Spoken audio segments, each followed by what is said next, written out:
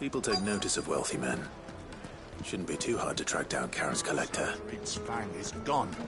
The whole mother... Back again, are you? Any more? What are we gonna do? Yes, sir.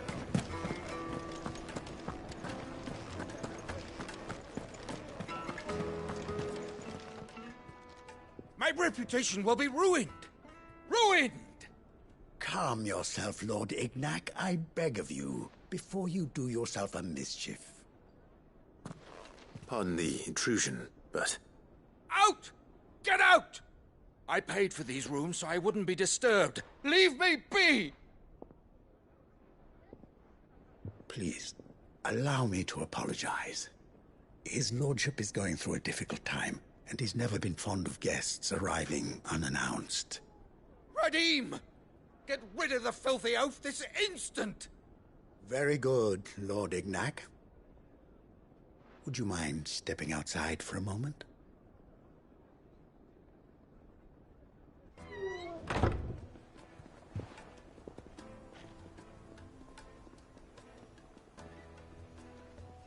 I'm sorry if I've caused you any trouble. That? Oh, no.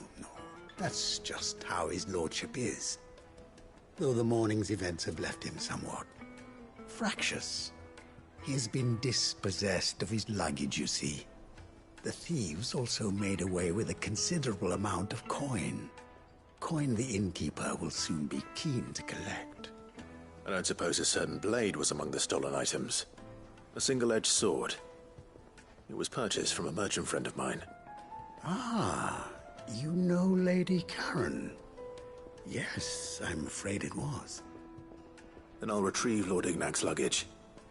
But I have one condition. You have but to state it. You are welcome to anything that is within my power to grant. I want an audience with Lord Ignac. A few minutes should be enough. Then I'll be on my way. A condition I would be a fool to refuse. Of course, you shall have your audience. I don't suppose you saw where the thieves went. I did not, no. Though some discreet inquiries made on his lordship's behalf mean that I know where you might find them. The bandit's bed. Every ill-gotten coin in Dalamel is said to pass through that disreputable corner of the Valcroy. And that's where I'm heading. I shall speak to Lord Ignac in your absence, and arrange for an audience upon your triumphant return. That will be very kind of you. Farewell, and best of luck.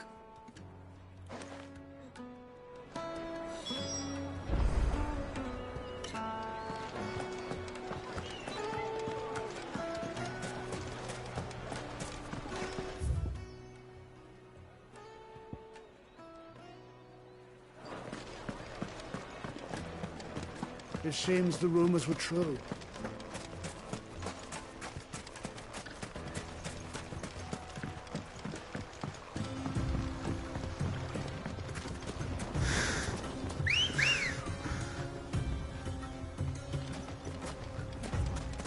Let's go.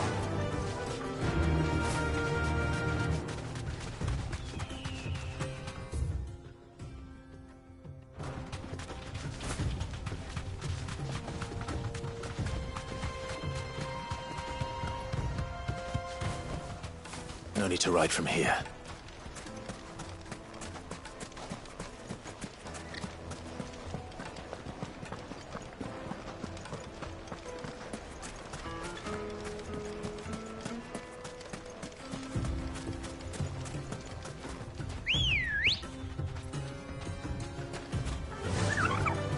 Fly, Ambrosia.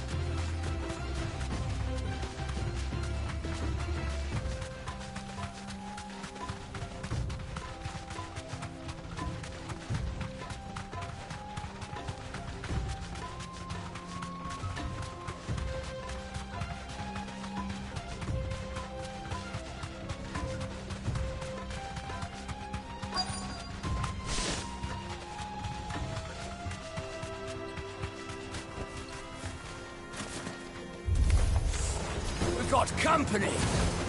Come on, lads, let's tear the bastard's head off!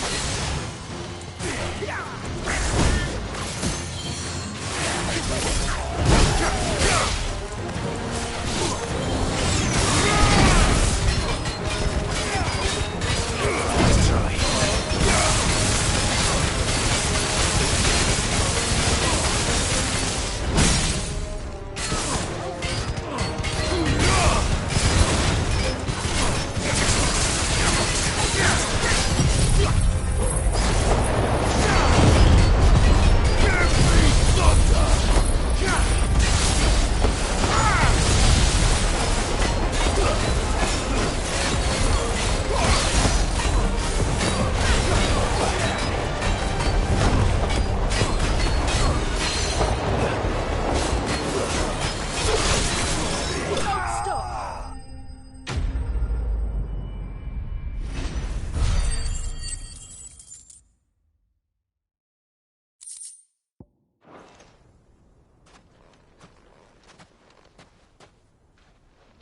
This must be Ignac's luggage.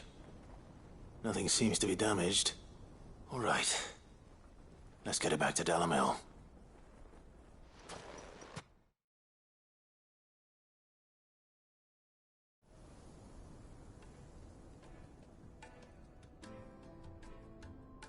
I hear I have you to thank for the return of my effects. What shall I call you, my good man? Wyvern. Glad to make your acquaintance. A formidable name indeed. Well, Wyvern, I appear to be in your debt. Redeem here tells me you wished for an audience. Is that all? A few moments of your time should suffice, yes. You're a peculiar fellow, Wyvern. All right, speak. Master Wyvern was wondering if you could tell him about a certain single-edged sword you recently acquired. Oh, a true work of art, that one. Karen drove me hard on the price, but I would have sold her Radim here to get my hands on that sword. It was made in the Outer Isles, far beyond the Twin, and is used exclusively by the practitioners of a unique school of swordsmanship. They believe no combat should ever exceed a single strike, and hone their blades to such perfection that none ever does. Each sword is made for that one perfect stroke, and for that stroke only. They crack upon a second blow. There's a brutal sort of beauty to it, really. But how do they hone such an edge? Fine question. Why, they use a whetstone, of course. Whetstones, rather.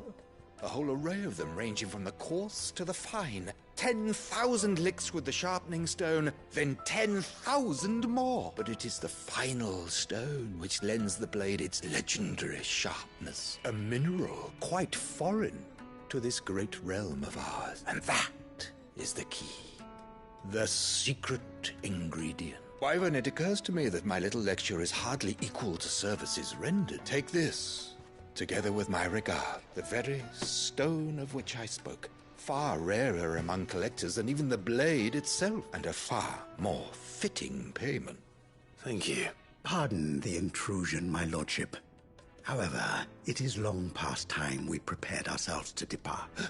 So it is. I am locked in bitter competition with a rival collector of curiosities. I am one step ahead of the unscrupulous scoundrel, but he is hard at my heels. And there are many other collectors out there. Too many to count, but only one do I consider my nemesis. Lord Byron Rosfield, and is a perennial thorn in my side. I can imagine. Farewell, Wyvern, may our paths cross again. Radim, we mustn't dawdle.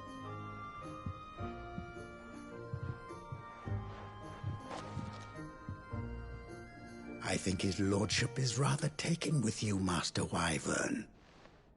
Thank you again for your assistance. Coming, my lordship. I'll be right there.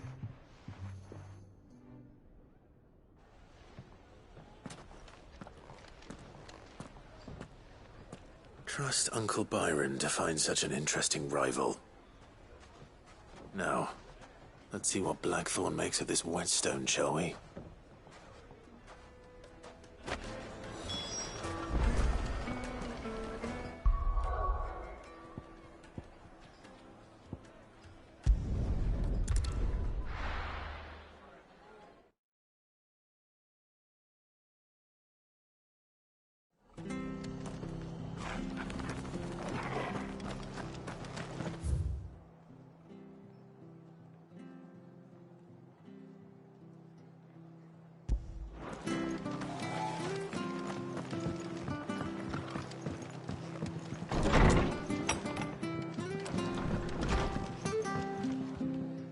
Clive, we weren't expecting you. I wasn't expecting to be here, but it seems we still owe you a considerable amount of coin for your help with our rebuilding efforts. And though I doubt it's what you were expecting, we were hoping you'd take this as payment.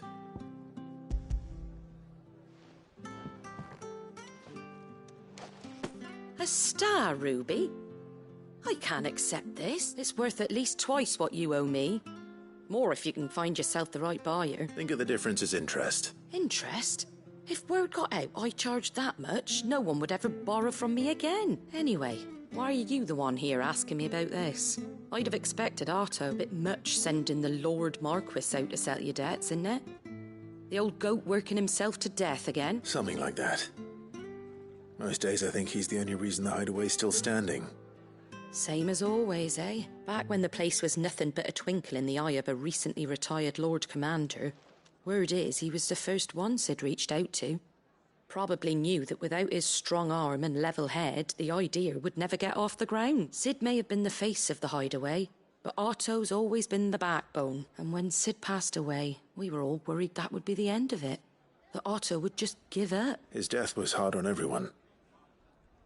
But it must have hit Otto hardest of all. But he didn't give up, did he? Quite the opposite, in fact. If I recall, he was the one who nominated you as Sid's replacement, and rallied the rest around you. I reckon what he saw in Sid, he saw in you too. And don't we all? Doesn't hurt that you're half as stubborn and twice as handsome, neither. That, and you keep good company. I suppose I do.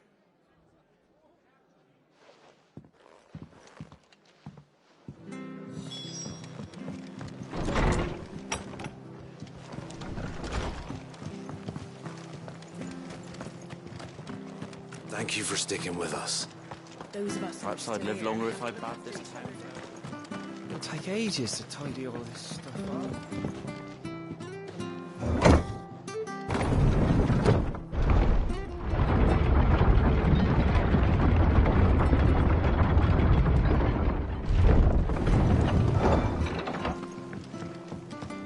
All right, Sid.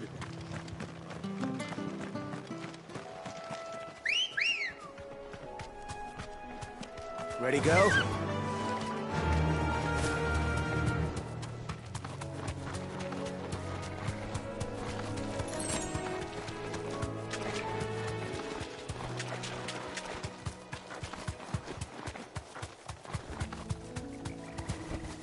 Straight home now.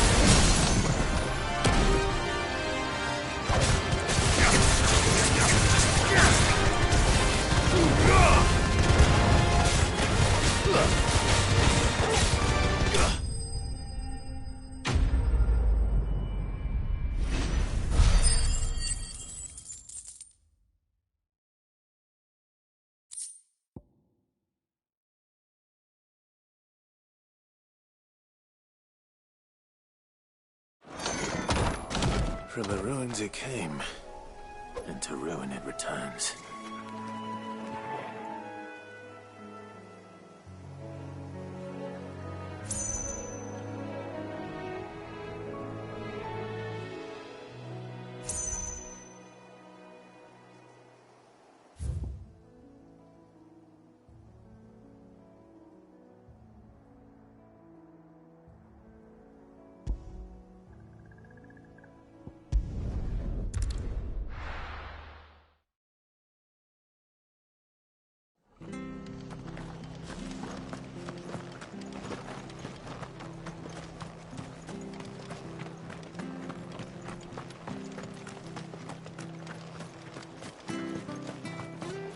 Anything catch your eye?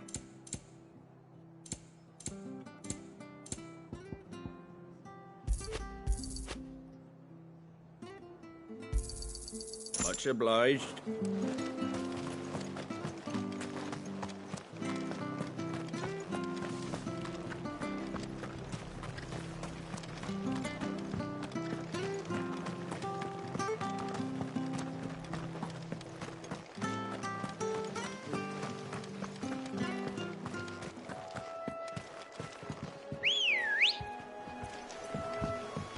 Come on. Fly, Ambrosia.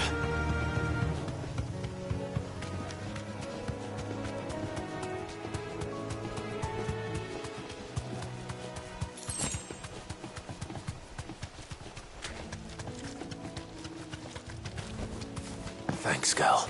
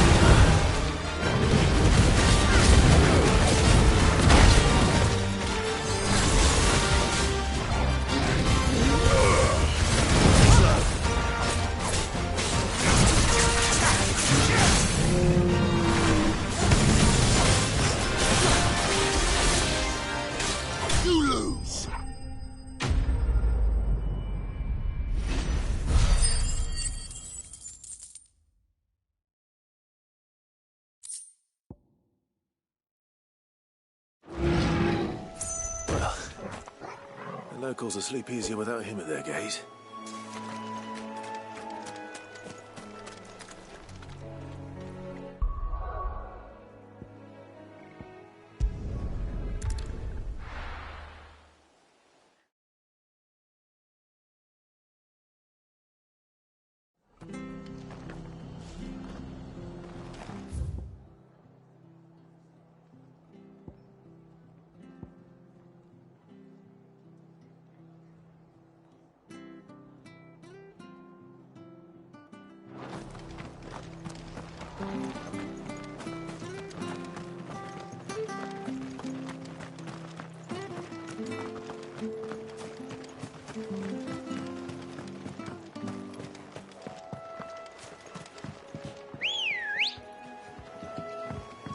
Come on.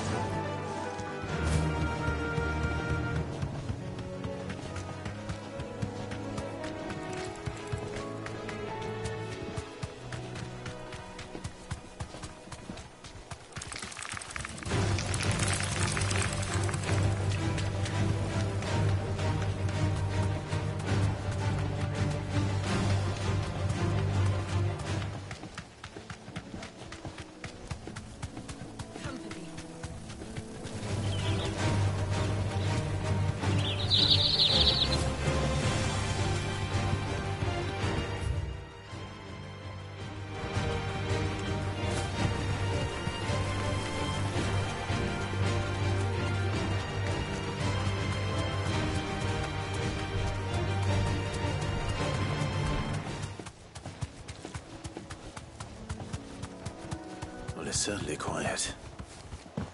If I were a giant antelope, it would seem like just the place.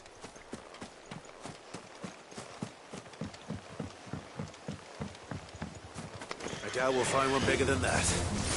You hungry, Torgal?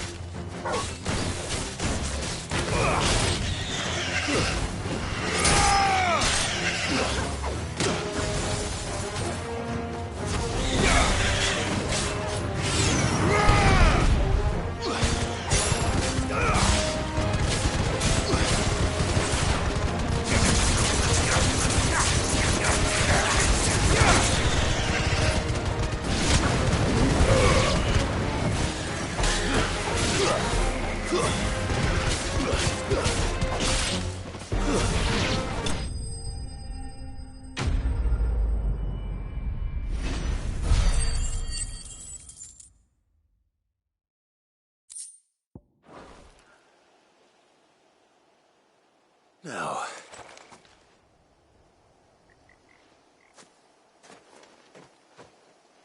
will it be enough, I wonder?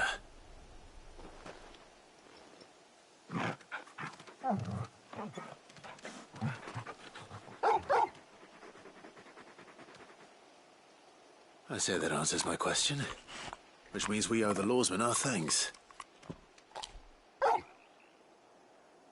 You're just a big puppy, aren't you? A very big puppy.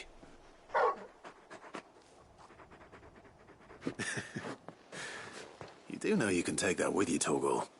Lady Karen will be relieved to hear you've got your appetite back. Come on, boy.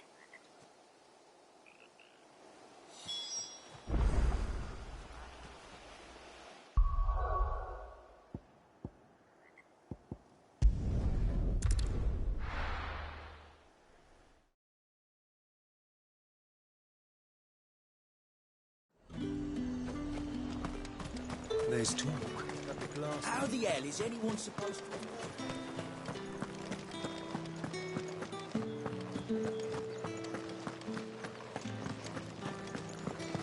Did you hear? The gates to heaven.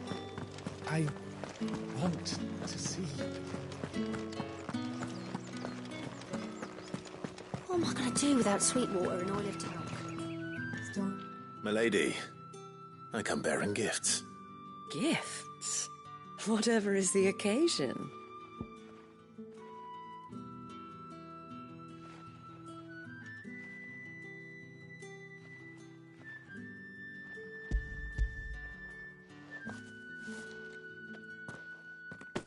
Oh my. Clive, you really have outdone yourself. Otto asked me to give it to you. To settle the Hideaway's debt with the Veil. And to compensate you for the time it took us to do so. You disappoint me, Clive. I thought you might finally be warming to me. Tell Otto he can keep his baubles. I tried to tell him as much the first time around. The man owes me nothing, nor does the Hideaway. My contribution to the restoration effort was made freely and willingly. It was the least I could do. You once told me Sid did you a kindness. I'd like to do the same. Please, accept it. For my sake. And for Otto's. For all of us. For all you've done. It is rather fetching. isn't it? Very well. Otto is lucky to have you, Clive. I doubt anything could ever replace his son. But you and the others at the hideaway are the closest thing he has to family. Otto had a son. Long ago, yes. Sid told me Otto lost him when he was just a boy, and blamed himself for not being able to stop it. I don't know how it happened, whether there was anything he could have done, but it was clear that it weighed heavily on him. I didn't know. How could you have? I doubt anyone did. Besides Sid, I've never met a man more keen to bear his sorrows in stoic silence. An ill habit, given that both have always been surrounded by friends desperate to help them. I'm beginning to see that.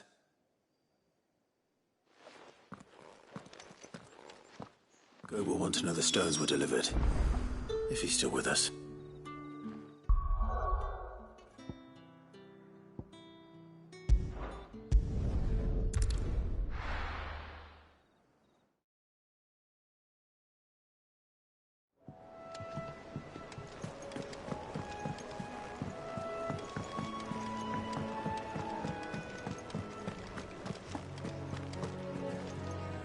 I noticed you and Torgal had gone off somewhere. Take him for a walk, did you? You could say that.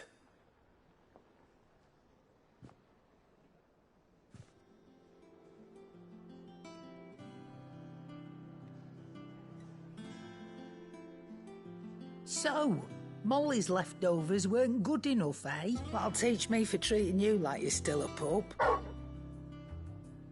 All right, no need to shout. Now we know what you're after, I can see about getting some in. Speaking of which, I brought one for later. Can I leave it with you?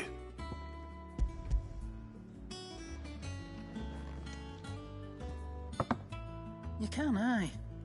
I'm nice like that. In return, you can thank Tomes for me. The bloody know-it-all. I was just on my way to see him.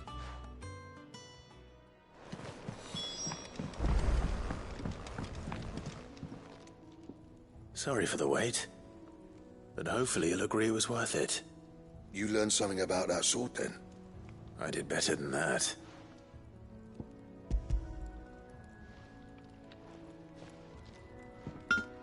Hey, a whetstone? Yes, but not one you'll find anywhere in Valisthea.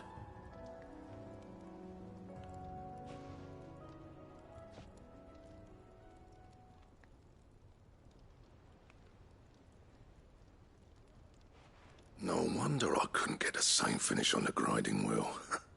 One hit and all done, eh? Might not be so bad if all you ever fought were duels. Good luck on the battlefield. Your second opponent would be your last, no matter how good you were. Even so, is there some way it could be used to give the Cursebreakers an edge? I think so, yeah. With this whetstone and the right kind of steel, I could probably even make a twin of the blade that rattled me. But there'd be no replacing this little rock once I worn it down to a sliver. I reckon we get a dozen swords from it, if that. Swords that the Cursebreakers wouldn't know how to wield properly, and that would see them through a single fire piece.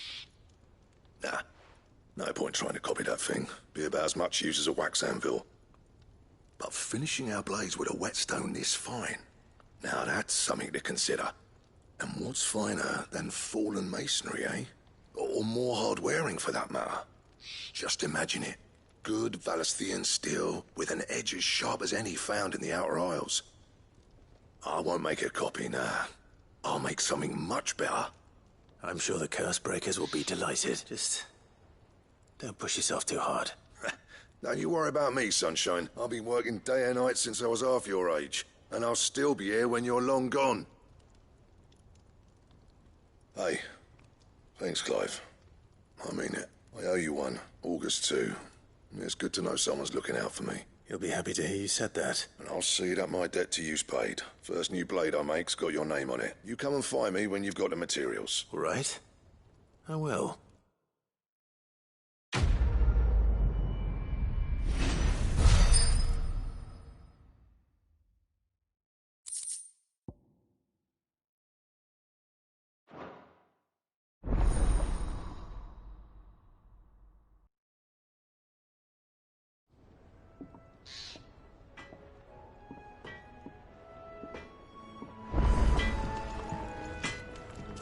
Back, are you? Not saying Fornian, do you?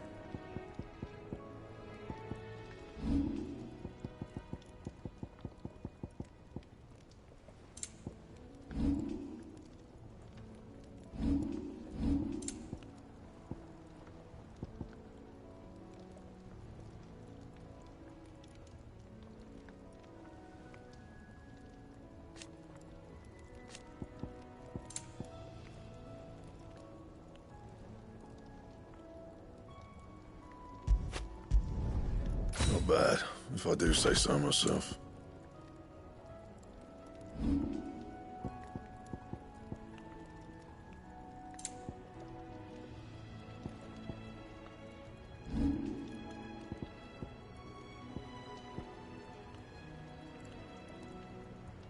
And?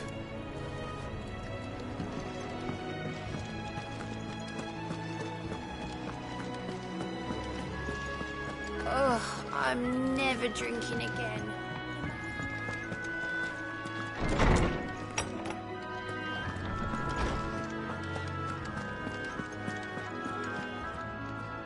Ah, Clive. Were you able to locate your quarry? We were indeed, Lawsman. You pointed us in exactly the right direction. And Torgal's been a very happy hound ever since. Very good, very good. Lady Karen sends her thanks, by the way, for your part in solving the mystery. Ah. But that reminds me.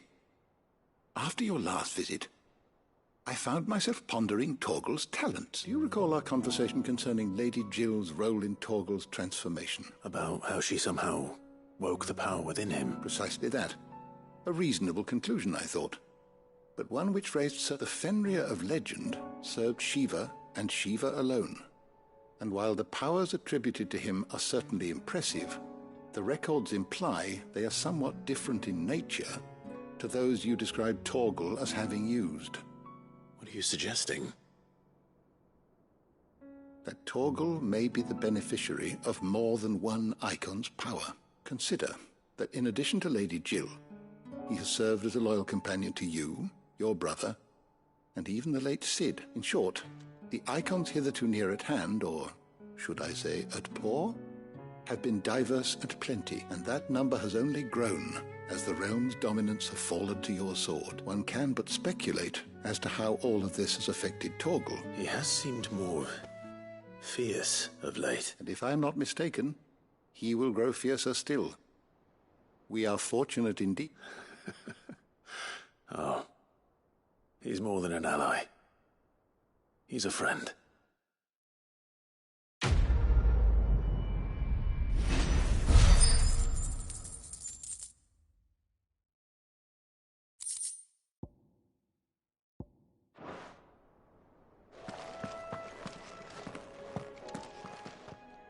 Is there something I might assist you?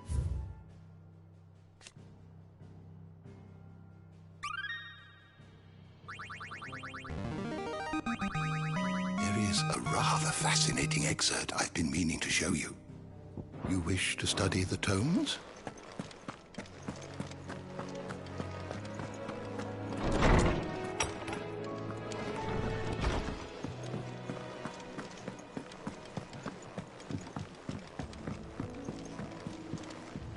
I don't know where Cid gets the energy. Is that the thing too? Mid told me she was building a ship.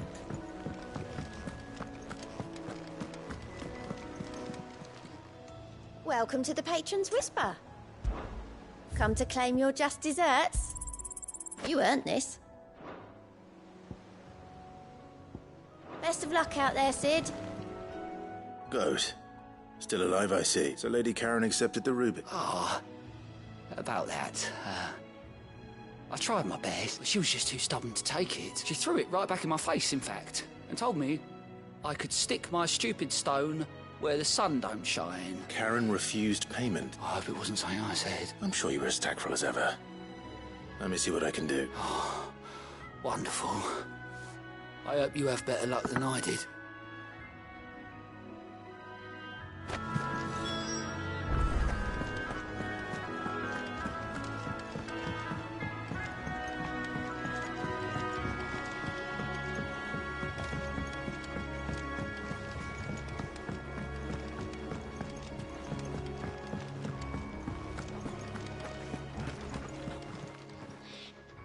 Lady Karen, Goad tells me you weren't happy with our offer. Would you prefer the debt was repaid in coin? What debt? I don't recall lending any of you lot me hard-earned gil. I may have tossed a talent or two in the Hideaway's coffers, but those were donations, and you can hardly call it charity if you go asking for it back. Of course not. But one good turn deserves another. And our circumstances have changed. Surely you wouldn't shun the gratitude of a pauper who happened to have become a prince. Oh, so you're a prince now, are you? Fine. But I'm selling it and taking what I'm owed, then you're getting the rest whether you like it or not.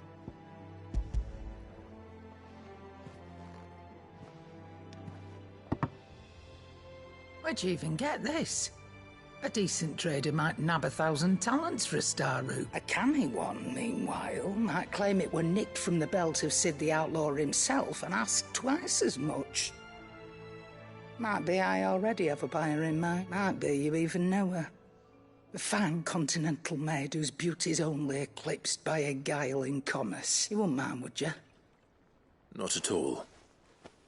Just be sure to tell her that it's always a pleasure doing business.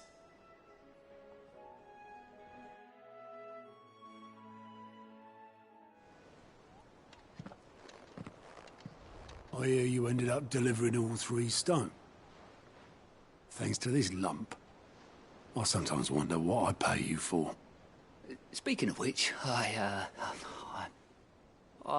still haven't been paid last month's wages. Oh, so you remember what's owed to you then?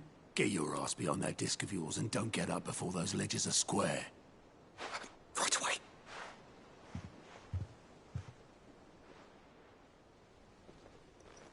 I've seen that before. Yeah. Plenty of times. It was the only goblet Sid ever used. Either out of habit, or because the filthy sod couldn't be bothered to find a clean one. I knew so little about him. Like most people. Martha and the Dame both seem to have fond memories of him. I bet they do. How long did you know Sid before he... Before he died? 20 summers, give or take. Back in the day, I was a purser on a trade ship, which is where I met him. He bought passage to... I forget where. But having nothing better to do on the long nights, we sat up drinking island rum till the morning bell dragged me back to my duties. Quit my post not long after that, on account of making a fine maiden's belly fat. But me and Sid stayed close, promising we'd one day sail the seas again. That was before fate stepped in and said she was having none of it. The magic woke inside my son soon after his first name day, and there was no hiding his knack. Couldn't you and your family have... My family were the ones who summoned the constable, wanted the monster taken away. I couldn't turn my back on him, forget what I felt, and I couldn't for the life of me understand how they could. Luckily, Sid was of the same mind as me. It was him who stood beside me when all I wanted was to tear the whole world down. Him who cried for me when I had no tears left of my own. Him who swore he'd do everything he could to stop it from happening again. And he was true to his word, too. Left the Royal Army once and for all. His ranks, his ribbons, gone. Just like that. Threw away everything he had. All to right a wrong that no one else had the courage to face. I knew then I'd follow that man to the ends of the earth.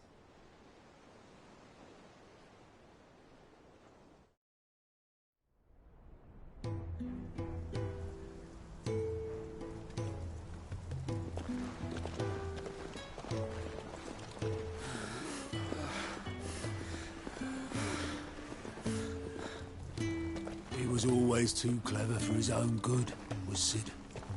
saw the world for what it really was, while the rest of us were content to go along with the lie we were shown. And it can't have been easy, bearing that burden alone.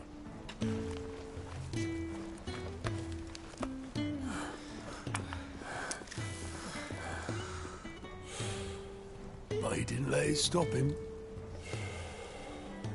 He never lost faith in what he believed was right. And that gave us faith in him. Faith he'd steer us true. So I swore to myself that I'd always be right behind him, ready to catch the stubborn sod, if ever he should fall.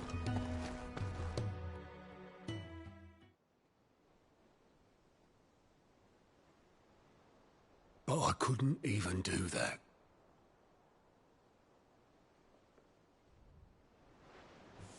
Ignore me. Just the ramblings of a tired old man. Leave that lot. I'll tidy it up in a bit.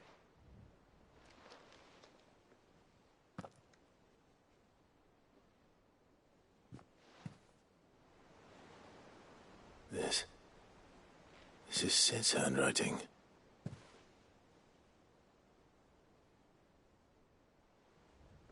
Dear Otto. I may be drunk, but I wanted you to know this place would be fucked without you. Love you, you grumpy old sod.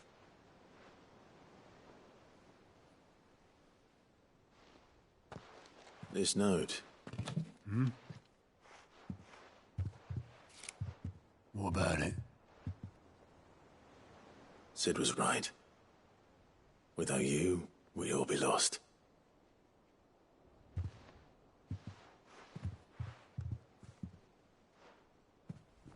He should have bloody well said so then.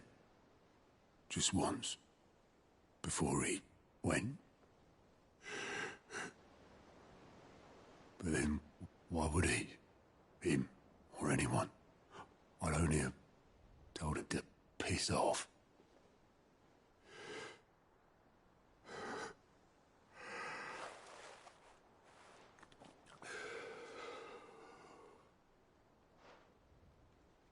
You're wrong, though. Both of you. It was never just me keeping the hideaway afloat.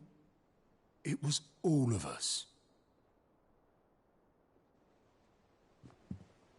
I just shoved people in the right direction, and I barely seem to be able to do that anymore.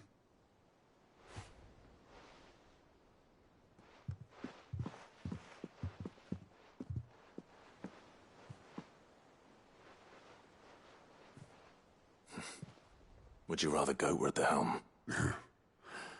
Well, maybe I've got a few more years left in me. I'm going to hold you to that, Otto. Before you go, Sid would have wanted you to have this. But that's... This'll do me just fine.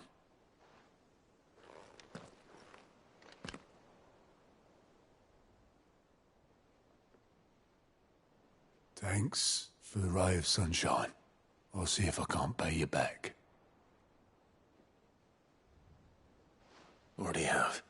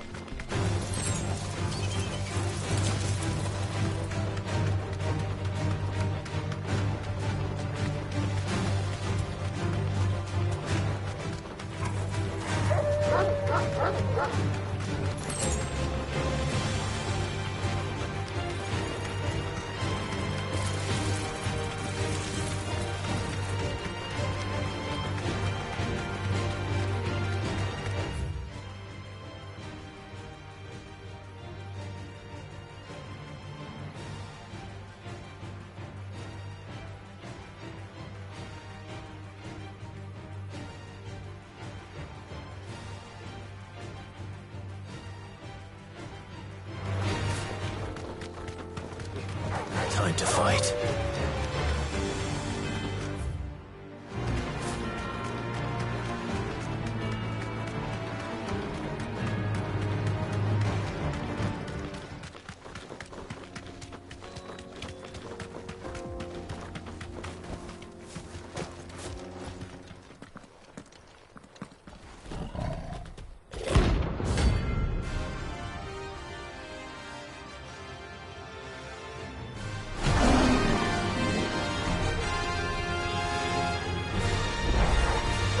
Playtime for the pack, is it?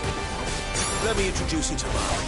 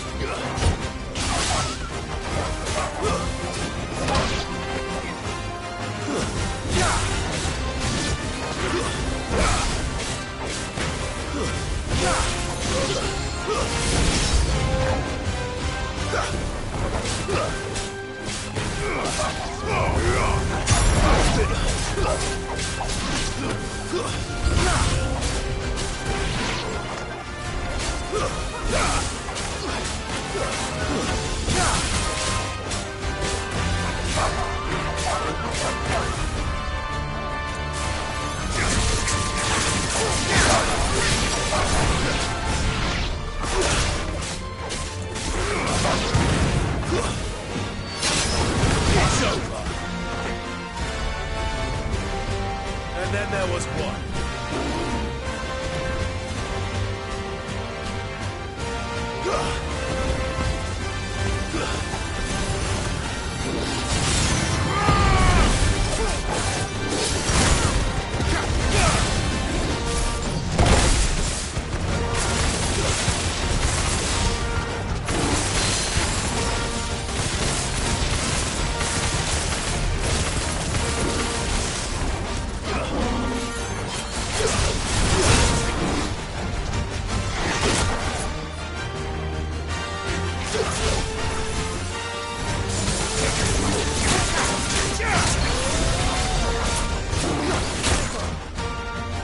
To me, boy.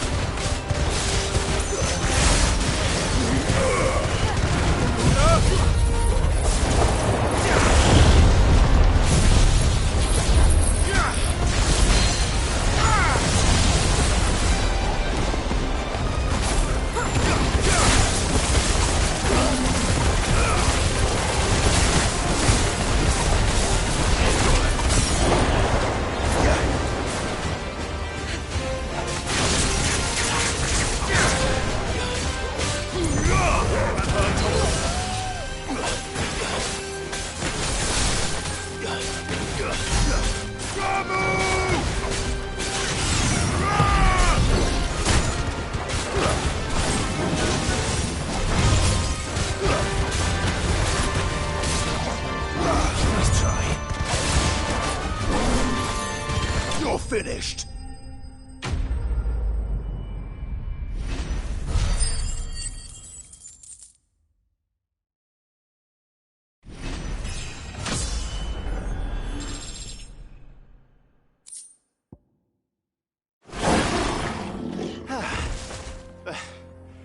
That wasn't too bad, was it, Torgal?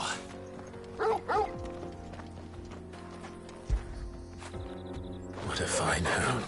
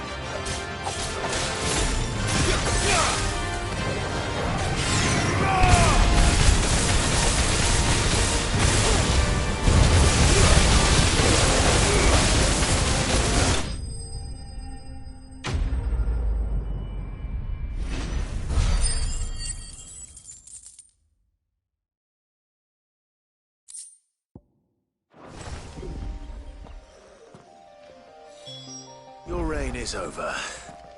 Now to collect the ash. This looks like the stuff. Let's see if there's any more.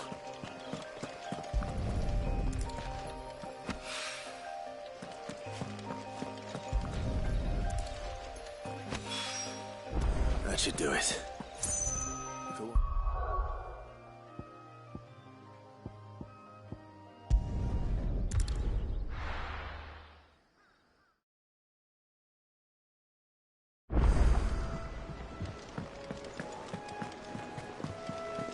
Is that the thing Tomes helped? Mid told me she was building a ship.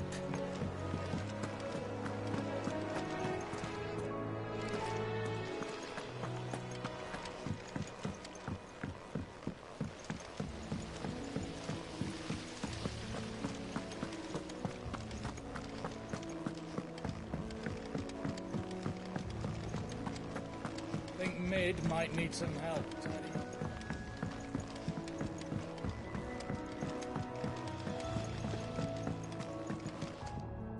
All right there, Sid. How's that hunt for the bomb ash going?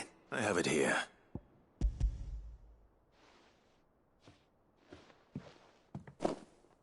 That's the stuff. And plenty of it, too. You're a gent, Sid. Let nothing say otherwise. Right then.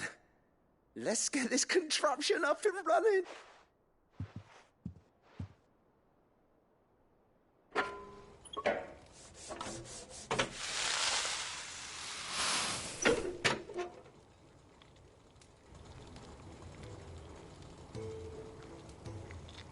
There we have it.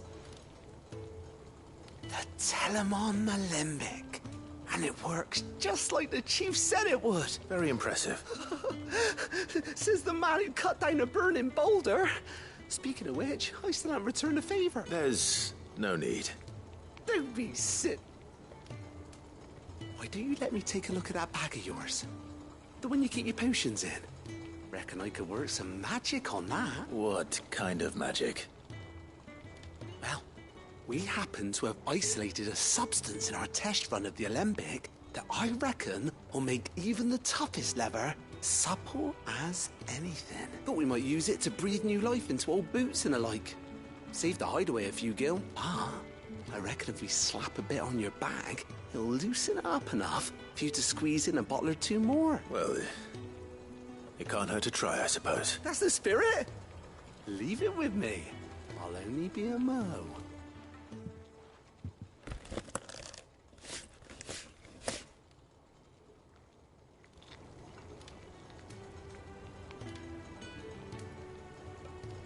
Well, what do you reckon? It certainly feels more flexible. Right? Told you. Thank you. I think. No. Thank you for supporting Mid and the rest of us in our endeavors. Without you, we'd never have been able to do... And I'm telling you, there's plenty more where that came from.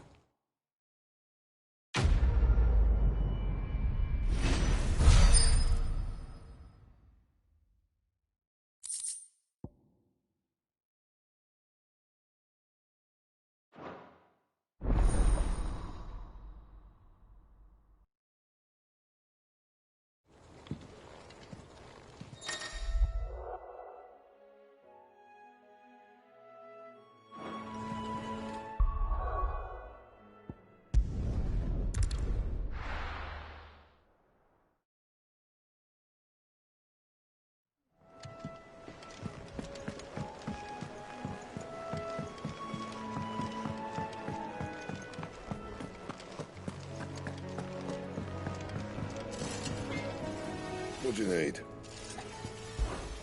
What do you want? No scratches, all right? And?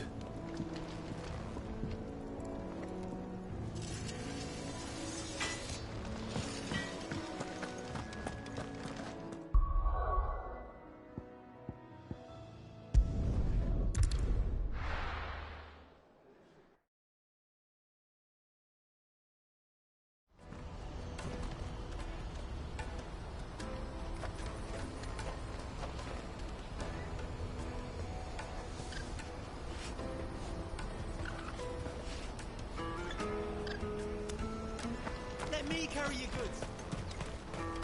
Peaches and pears.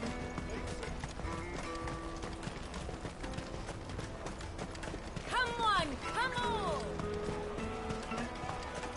The caravan stops next to the Juicy pears! Slake your thirst! Are you the furniture maker? Looking for something in particular? Ah, Eloise collared you too, eh?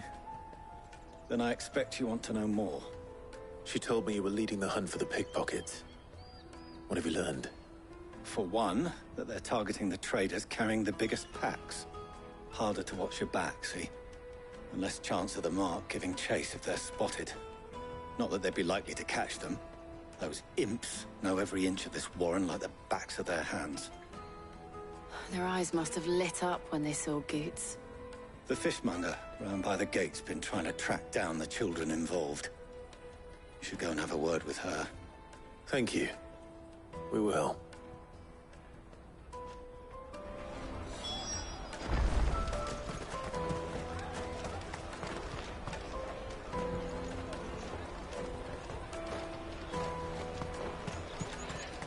You won't find anything of this quality in Twinside. You should come with me to the Dominion. Life will be different there. Fish for sale! Fresh sorted and smoked! Can I interest you? Ah, sorry. Message from Eloise, is it? She's asked me to help her. To help you find the pickpockets. Is that so? Suppose I better tell you what I know, then. For one, this isn't a family operation. All the traders say the children who stole their passes were dirty, dressed in rags. Street urchins, by the sound of it. We get a lot around here. Orphans from the wars. A few, perhaps. You saw the refugees gathered by the entranceway? They're all looking for a new start in the Dominion and beyond. Some of them take it as an opportunity to rid themselves of unwanted baggage. The shame of it. Whoever's behind this would have to have made themselves known to the children at some point. And so should we. You should start with the children around here, then. I doubt they're the ones involved, but they might have heard something. It's worth a try. All right, then. Questioning children. How hard can that be? Remember when half the people coming through here were traders? Come, taste my peaches! They're sweet as nectar! Excuse me. Do you mind if I ask you something? Can't stop you. I was just wondering if anyone has asked you to do anything out of the ordinary recently. Anything you grown-ups ever ask us to do is shut up and go away. So guess what I'm about to tell you to do?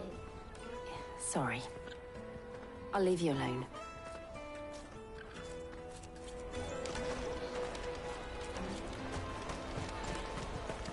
I'll take the large one. Do you have a moment? What do you want? What I want is to know who's asking children like you to pick pockets. I don't know.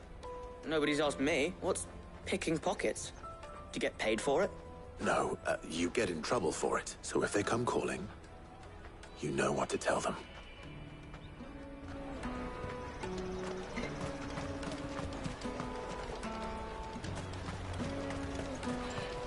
You won't find anything of this quality in Twinside.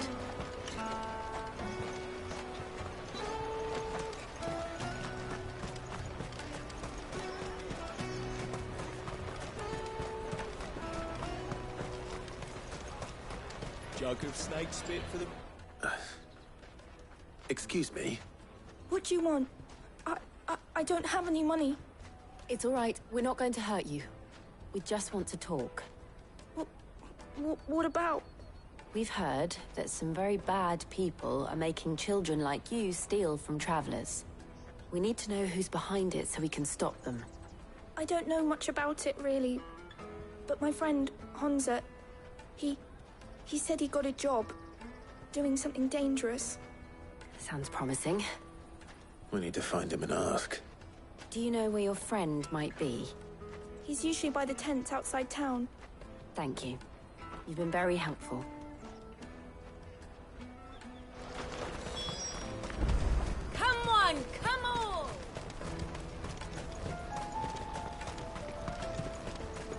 Meters and pairs. Let me carry your goods. I'm cheap. Porter for hire. Best service. That's that then. She must have meant the refugee camp. Let's hope he's still nearby. There are no crystals here.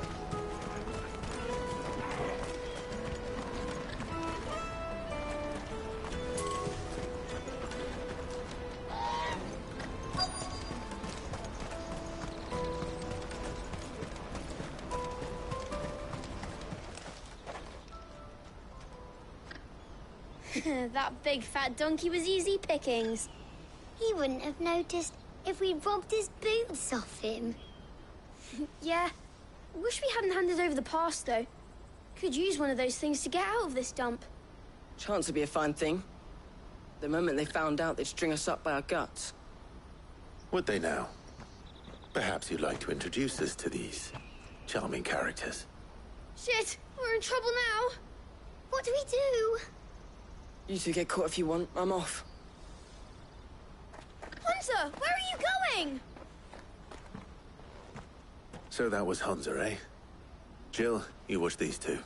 I'm going after him. All right.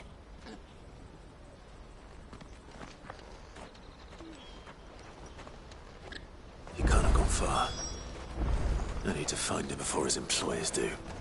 Daddy, I'm hungry.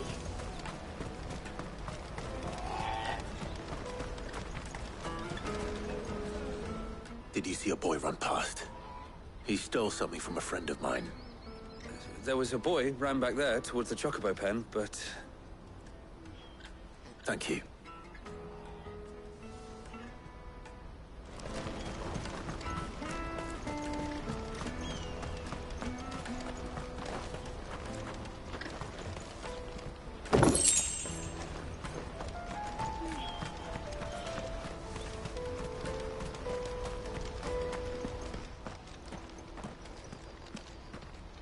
Shit. Cornered. It's all right, Hunter. I'm not going to hurt you. I just want to ask you some questions. Fine. Not like I've got a choice. I'm looking for the people who are making you steal for them. Who are they? Called themselves the Carstones. They said they'd give me good gill if I did what they told me. I knew they were bad, but bread doesn't come for free. Didn't come at all half the time, before I started buzzing for them. You know, if I didn't do it, they'd just pick on someone else. Someone they could push around easier. Hunter. You found him then? Jill. Where are the other two? Eloise is watching over them. She sent Goots and I to look for you. I haven't got your pass anymore, if that's what you're after. I gave it to the Carstones. Whatever you do to me, I can't get it back. Not that I go against them anyway. If it weren't for their gill, me and my mates would have starved.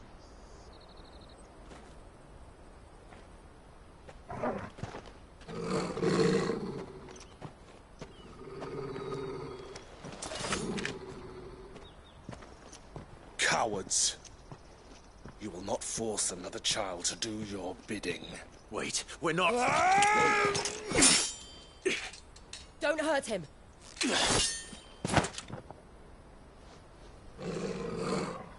You're making a mistake. We're on the same side. Like hell we are. That brooch. Where did you get it?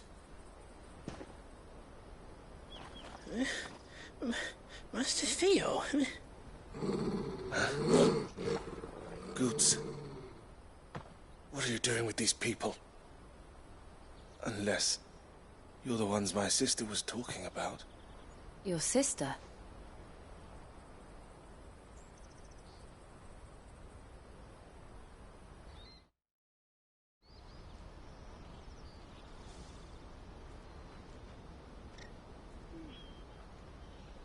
Eloise didn't tell us she had a brother. And why would she? I'm just her back and a blade. Theodore, at your service. Sorry about before. Theodore, what do you know of the Cast Stones? Vultures who have made Boklad their hunting ground. They prey on the desperate, stealing from those with Gil and bullying those without it into joining their flock. I'd been looking into their activities in hope of sparing the refugees any further hardship. But it seems they've already stooped even lower than I'd feared. Hansa's a good lad. Don't blame him for what they've made him do. If he and his friends hadn't agreed to work for the stones, some other poor souls would have. On pain of death, most likely. Clive, was it? And my sisters asked you to help put an end to the pickpocketing. Then we all want the same thing.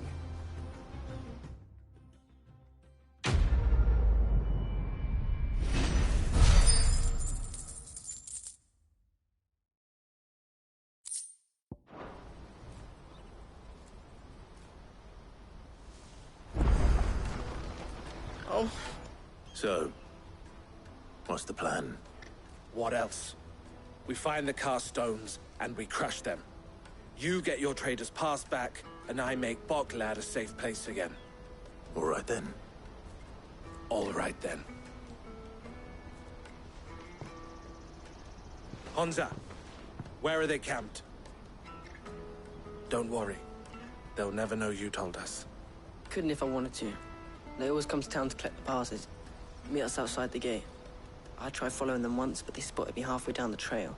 Said they'd string me up. We'll try it this time. Which way were they going? Back down the road towards Lateney's Cleft. To Lateney's Cleft, then.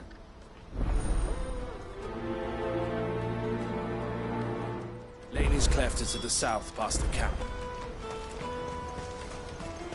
No, you better not have scared him.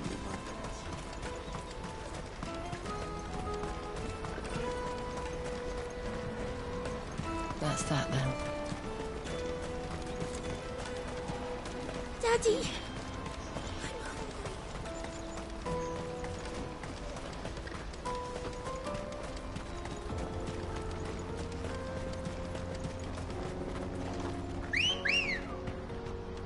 Ready, go?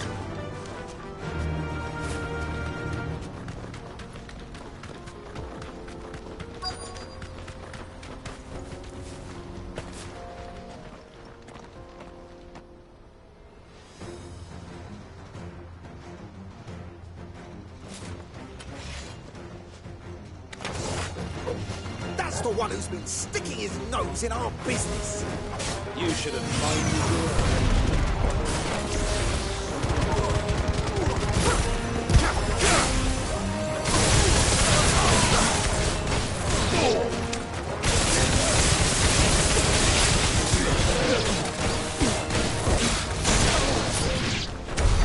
I doubt these were the ringleaders. But at least we know we're on the right track.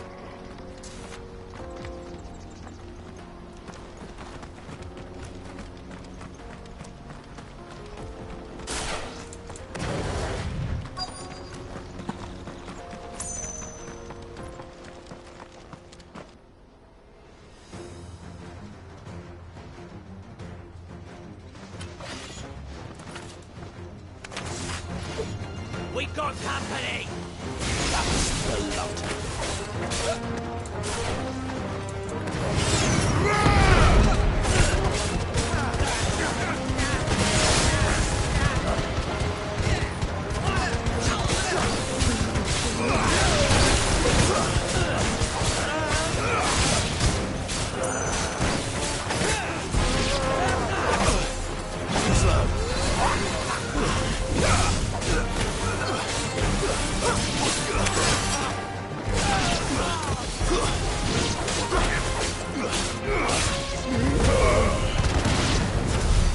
Northwood soldiers. Fewer now.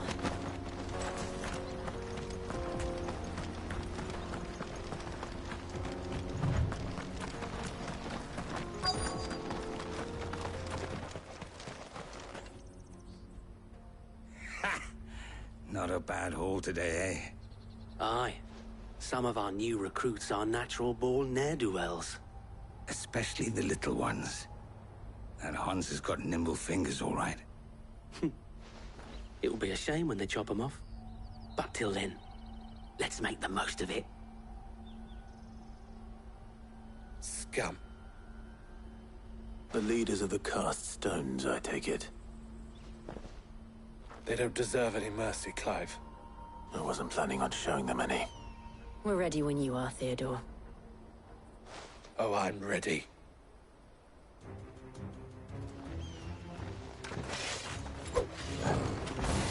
Fuck! It's that guard from Bockland! Kill him! Kill them all! Enough!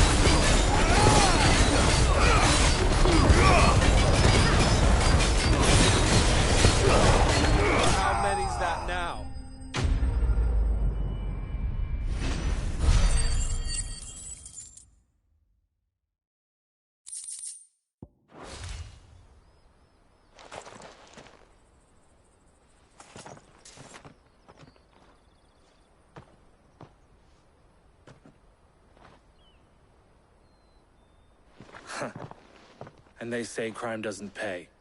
Gold chains, rings, purses. And traders' passes. Dozens of them. Have the names been changed? Not yet. I recognize some of them. No doubt Goots's is somewhere among them. Now I just need to sort through it all and return everything to the people it was taken from. We should go and give Eloise the good news. Can we leave things here in your hands, Theodore? Of course. Oh, and, be sure to tell her of the part I played, won't you? We'll be glad to.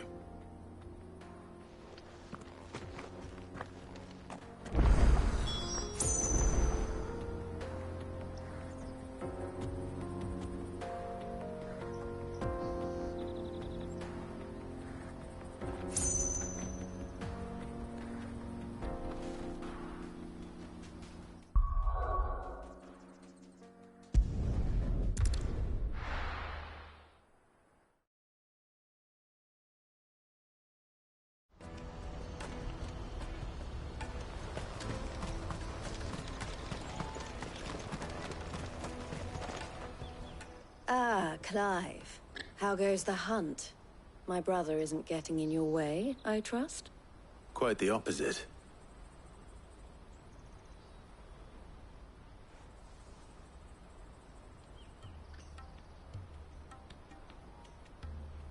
So it was the cast stones who were behind it all. Theo told me he'd been on their trail. And their demise solves 3 problems at a stroke. That of the pickpockets, the bandits pulling their strings, and the passes they were stealing. I only hope yours is among the items you recovered. Only time and Theo's return will tell. Speaking of whom, welcome home, dear brother. You are too kind, Eloise. Here, Clive. Goots's pass. Ask him to keep a closer eye on it from now on, would you? I will. Thank you. El, I've asked our boys to carry the rest of the goods back. Can I count on your help in sorting through it all? Of course. I'll make some space in the storeroom. I expect you'll soon be on your way then. But it wouldn't do to leave without introducing yourself properly. Would it now? Sid. Don't look so shocked. We're on the same side. I don't understand. As you now know all too well, we at the Crimson Caravans are always happy to help those in need. For a small fee, we will move anything that needs moving. Be that goods to market, or bearers away from it. I was the first my sister helped escape. If it wasn't for her, I'd have been branded as a boy. I had no idea. It just so happens that we are seeking to expand our operation.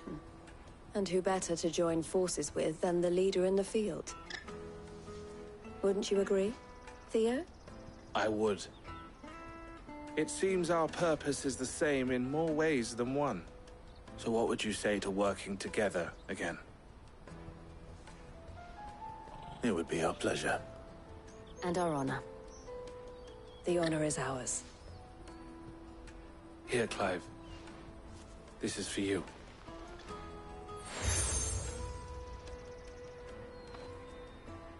What is it?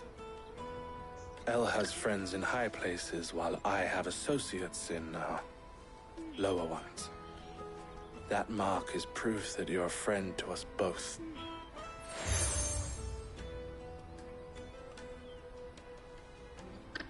I shall bear it with pride. Well, all that remains is to wish you a safe onward journey. Goots's pass should secure you a place on the caravan, but if you encounter any difficulties, we would be delighted to provide you with a coach of our own. For a discounted price, of course. Say, 9 million? We'll try the caravan.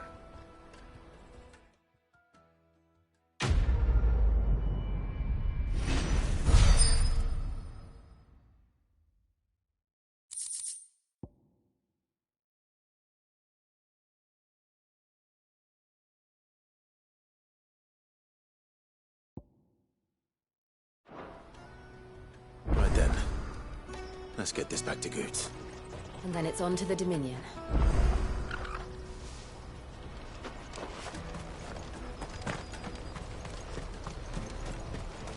Let me carry your goods. Pardon me, but would you happen to... That well-notched steel and impressive physique. I have need of a sword for hire, and yours looks to be a weapon well worth the coin. Might you be convinced to offer me the use of those formidable arms? How exactly do you intend to use them? Well, being something of a scholar of Zemeckis history, I wish to investigate the ruins near the city. And I require a rugged companion, lest I find myself waylaid by ne'er-do-wells or the beasts sent to roam the area.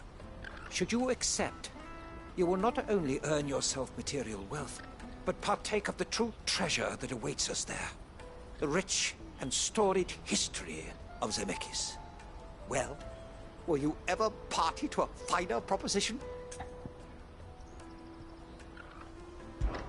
My arms are yours. Wonderful!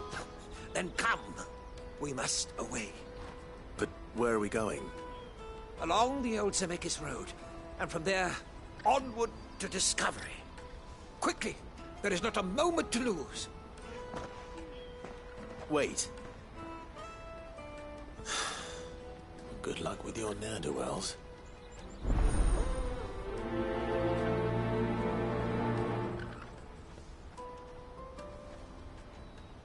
I'd better make sure he doesn't get himself killed.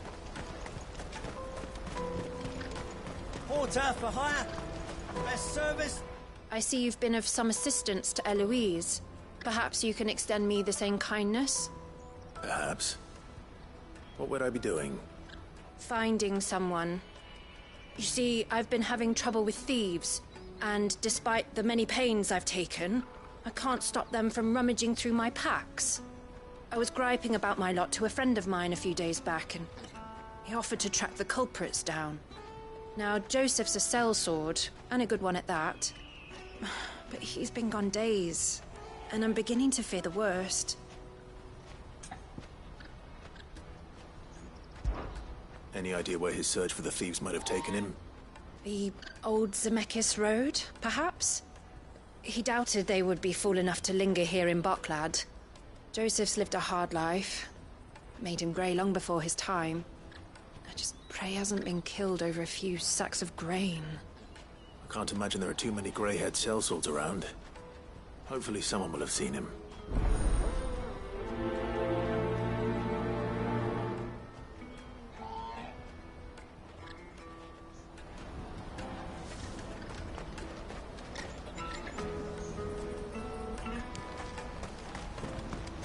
That's that then.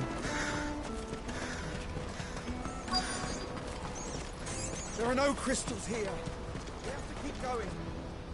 What do you want? I've no coin on me. Just information. Has a sellsword passed through here? Grey hair. Now you mention it, there was a young man with salt in his mane sneaking around out there a while back. Which way did he go? How am I supposed to know? Buggered off down the road, I expect. Now why don't you do the same and leave me be?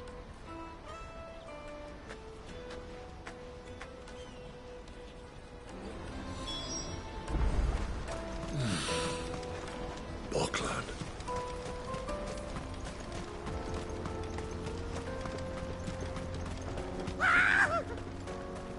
Why am I not surprised? You'll hand over your coin. It's good for you.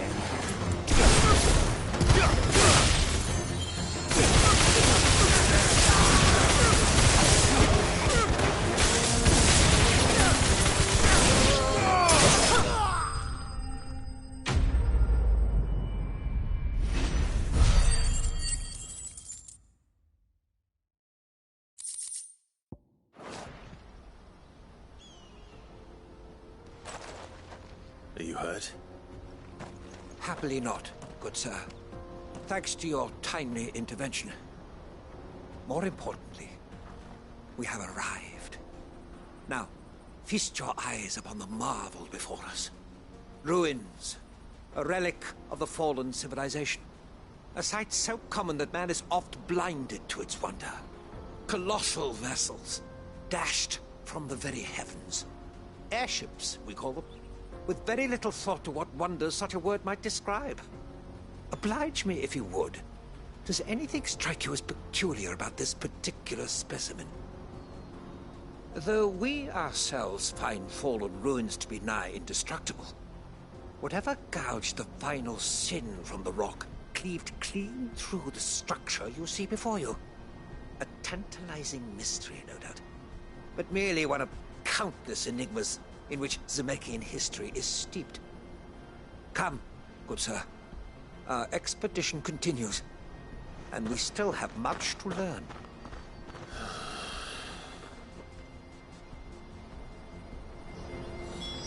He's passionate. I'll give him that.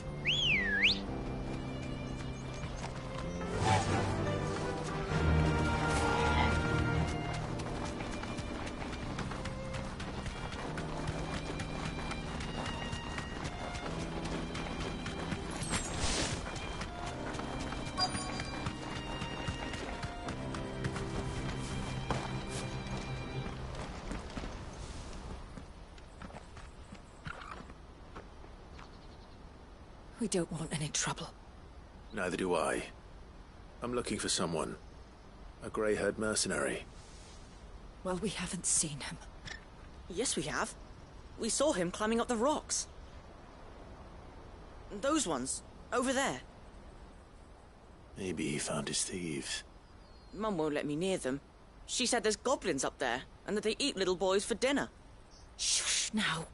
You've said quite enough already. I only told him what you said. I'd listen to your mother if I were you.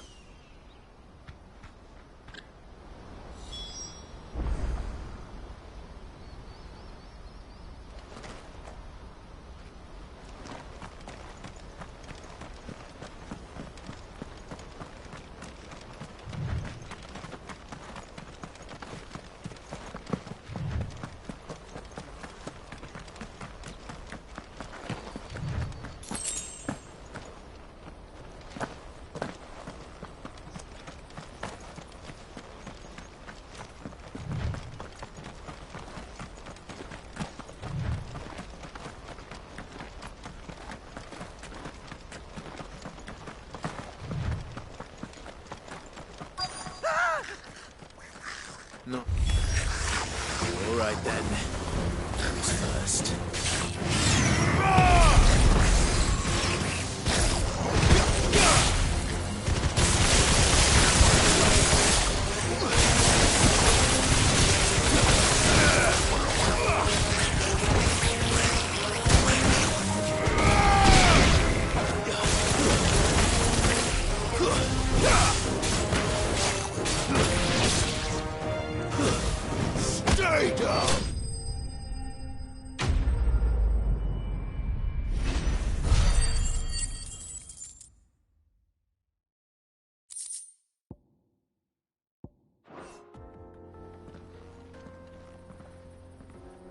You're going to get yourself killed. Oh, that would not do. That would not do at all. Not when such majesty stretches out before us. Behold, the final sin in all its glory. As Moss tells us, a battle was fought here in ancient times. A battle of such ferocity that it tore a great crater in the very land upon which it was waged. In reaching for their holy sanctum, did man enrage the gods, and great was the vengeance that was rained down upon him. Alas, the full truth of the matter is lost to time, though I live in hope that I might see it discovered. But we must not dwell upon such things. There is more yet to see. Onward! History awaits!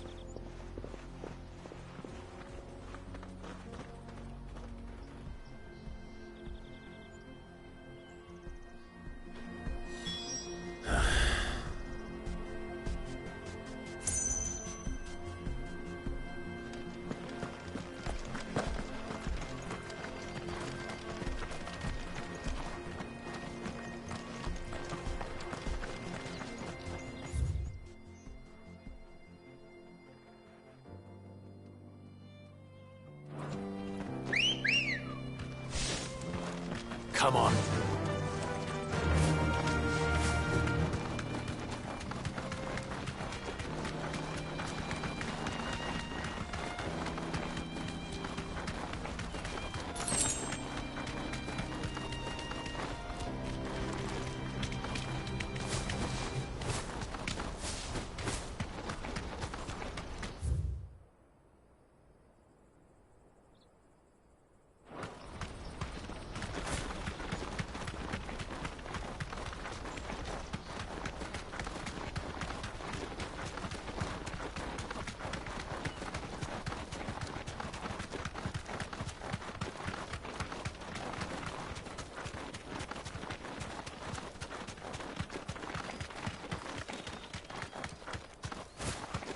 Whoa!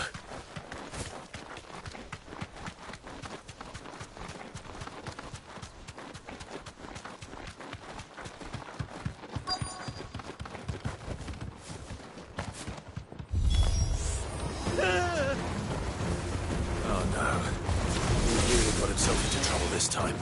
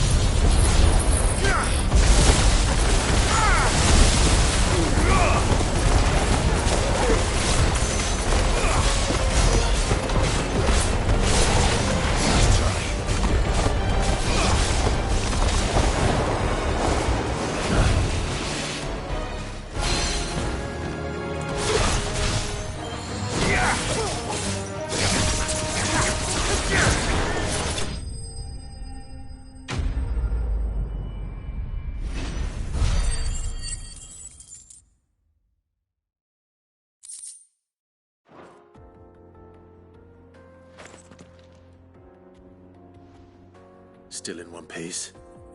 It would seem so. Once more I am in your debt, and once more you impress me with your prowess. These were no ordinary foes, but ones we in the field call echoes. Though Moss the Chronicler concurs with the legends in attributing the fall of Zemeckis to a wrath wrought upon mankind by the gods, he offers little in the way of explanation. Could the ruins we see before us here, in all their elaborate beauty, perhaps suggest an answer? Could the construction of such miraculous edifices have been considered an encroachment upon the province of the divine? Alas, all is mere speculation. But one day, perhaps, I will learn the truth. Not if you keep running headfirst into trouble. You are right, of course. And not only have you plucked me repeatedly from the jaws of death, you have proven yourself a willing audience to my ramblings. Glad to help, but didn't you say you came here to investigate something? I fear I may have rather overstated the case on that front. In truth, a captive ear was all I really desired. You see, even my fellow scholars have grown somewhat weary of my musings of late. And so I came upon the idea of purchasing a companion. A captive audience, if you will. That's what this was all about. I am afraid so. And now, my good man, it is high time we returned whence we came. Fine. Just don't go running off this time.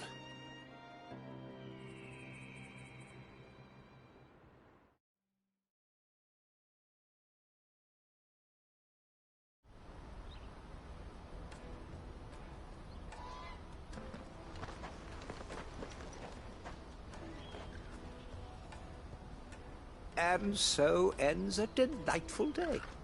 Here, your reward for humoring my selfish whims, plus a little extra for the trouble I have put you to.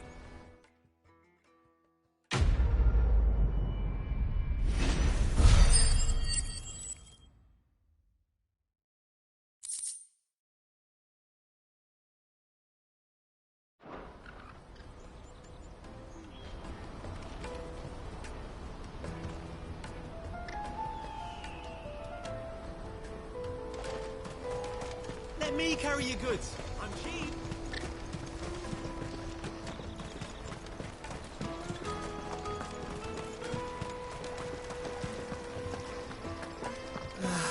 If I knew where I Now I just need to see about getting I want to know right away.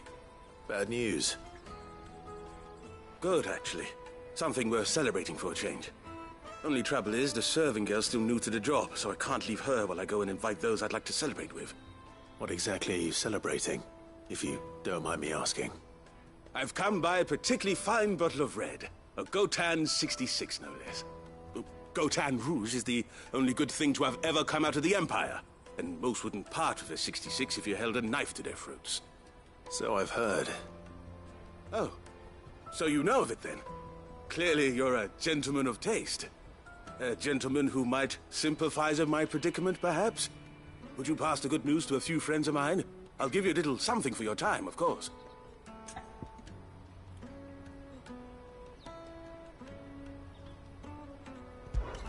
Sounds simple enough.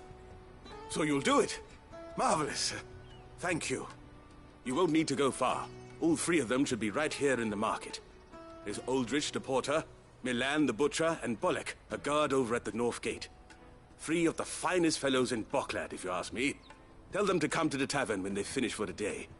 Stop by again when you let them know, and I'll give you your little something.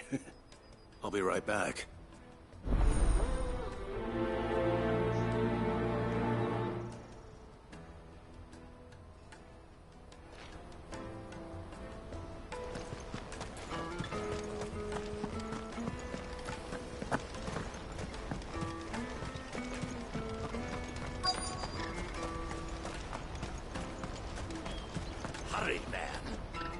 I've been asked to find Aldrich, the porter. I don't suppose that's you, is it? That's me right enough. You need something delivered? The innkeeper sent me. He said there's a cup of Gotan 66 with your name on it when you're done for the day. A 66? Look at me.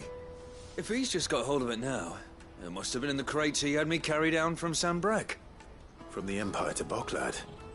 You must be a braver man than most. That's a treacherous route at the best of times. Such is the porter's lot. There's not a patch of storm these feet haven't traipsed across. It's Oriflamme one day, then off to Canva the next. The farther you're willing to go, the fatter the purse.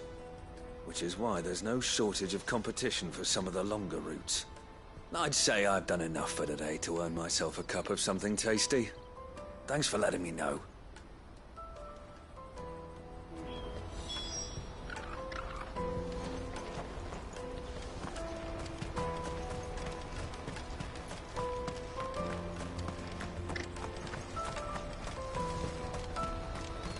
out of my sight, wretch!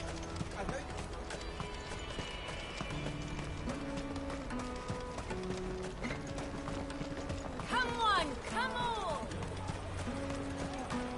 The caravan stops next to the checkpoint. Are you Milan, the butcher? That's me. What can I do for you? The innkeeper's just had a special delivery. He thought you might like to join him for a cup of wine after you pack up for the day. He knows me only too well. And I've got a ham here that will go handsomely with a nice drop. Wine and ham to spare. Barclad clearly isn't suffering, then. Comes with being the place everyone has to pass through to get to everywhere else. Those who travel the Crystal Road bring all manner of goods with them. We get meat from San Brec, herbs from Rosaria. Why, sometimes we even see curiosities from across the Narrow. My old man knew what he was about when he set up shop here all those years ago. Anyway, thanks for the good news. Oh, you know what? Maybe I'll shut up shop early. Wouldn't want to keep our friend waiting.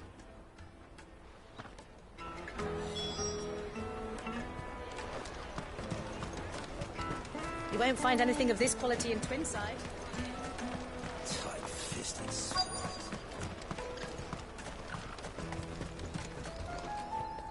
I'm looking for Bolek.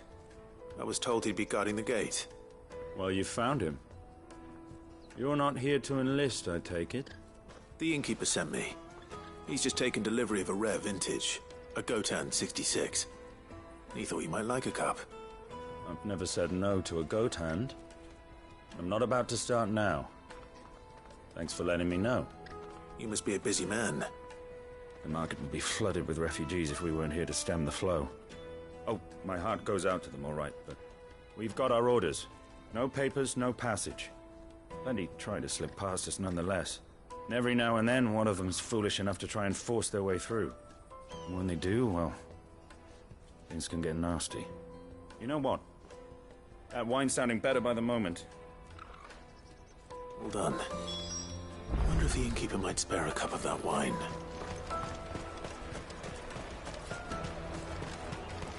Come, taste my peaches! Yes.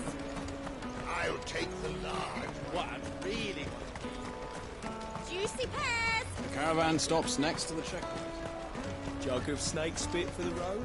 Come on, come on!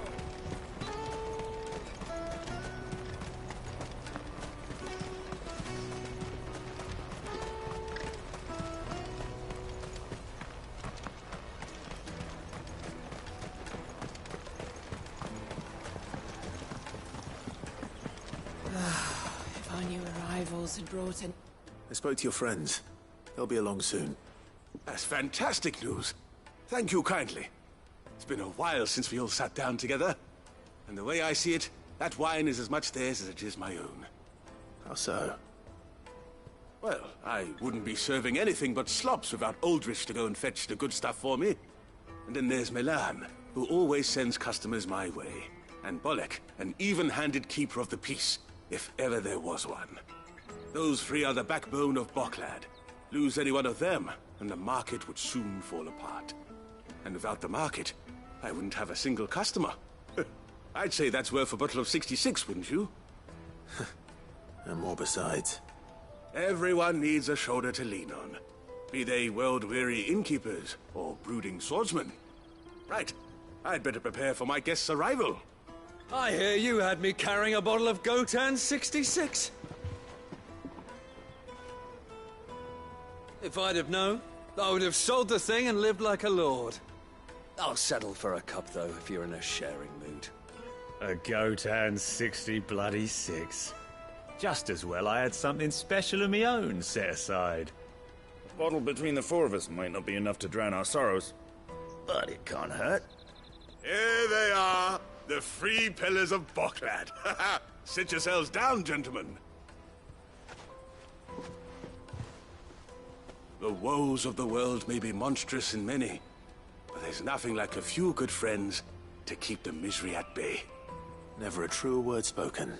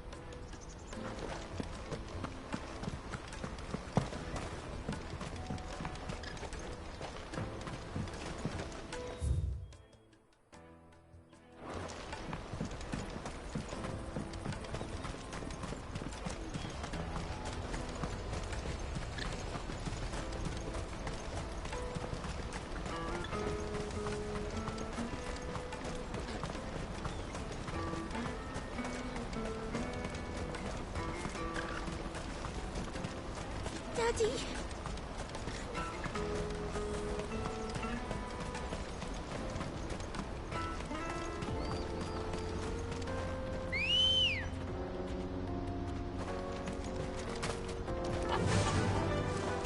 Fly, Ambrosia.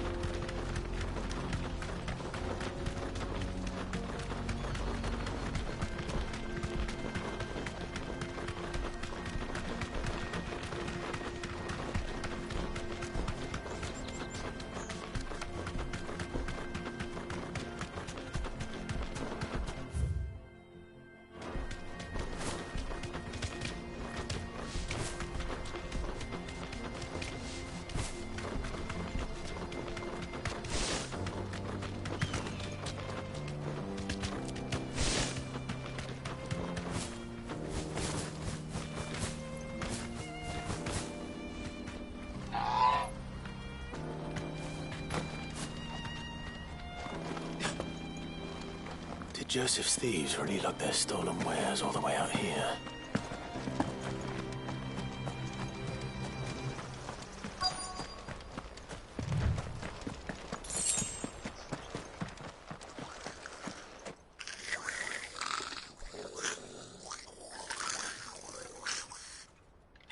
I think we found our thieves.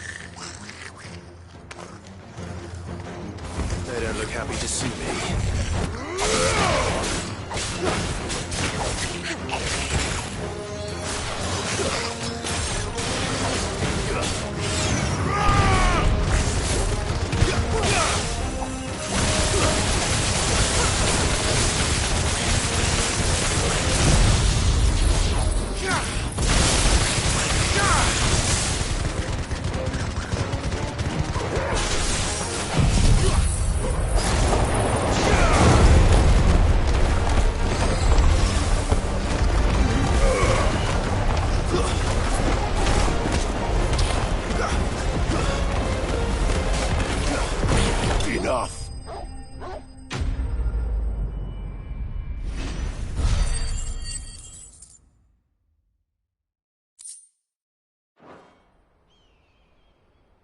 Let's get this over with.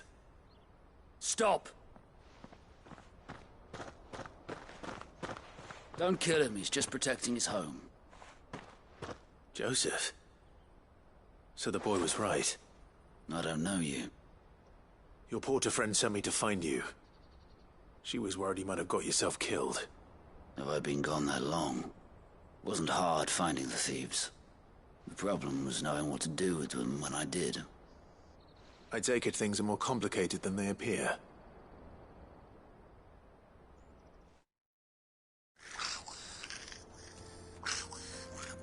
I'd all but ruled out bandits before I even left the market. You know what that is? Because our thieves had no interest in gold or gems, or anything they couldn't eat for that matter. Add to that the rumors of goblins in the area, and the mystery practically solved itself.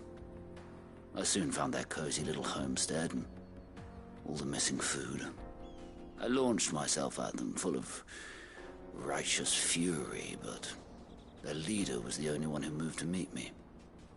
The others, they huddled around that food, ready to die protecting it. They stole because it was that or starvation. I've been there myself, back when times were hard. So you spared them? And earned their trust into the bargain by the look of it. These goblins aren't native to the area. They don't know how to survive such barren lands, so I've been teaching them. And once they've learned to hunt and forage, they won't be fool enough to risk their necks in Bocklad. I'm impressed. I didn't know goblins could be reasoned with. Do me a favor. Let the porter know I'm safe. I'll head back to the market once my work here is done. Oh, and don't mention the goblins. I don't want people coming here brandishing pitchforks. Not now this lot have sworn off thieving. Your secret's safe with me. I appreciate it. Thank you.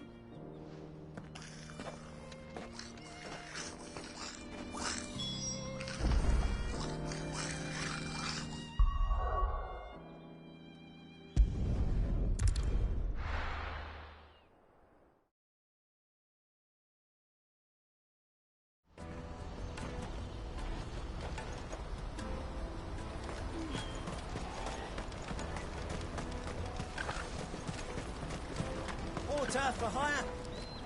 Joseph's fine. He'll be back once he's tied up a few loose ends. That's a weight off my shoulders. He certainly knows his business. You found your thieves all right. And I dare say they won't be coming back.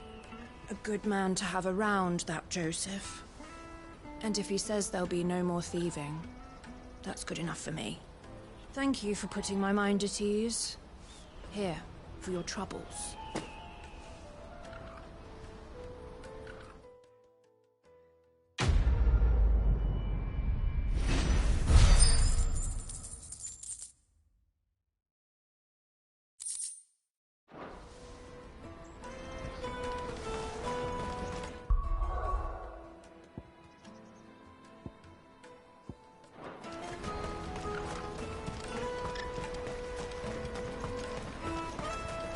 Carry your goods. I'm cheap.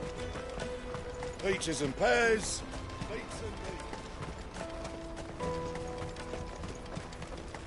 Come on, come on!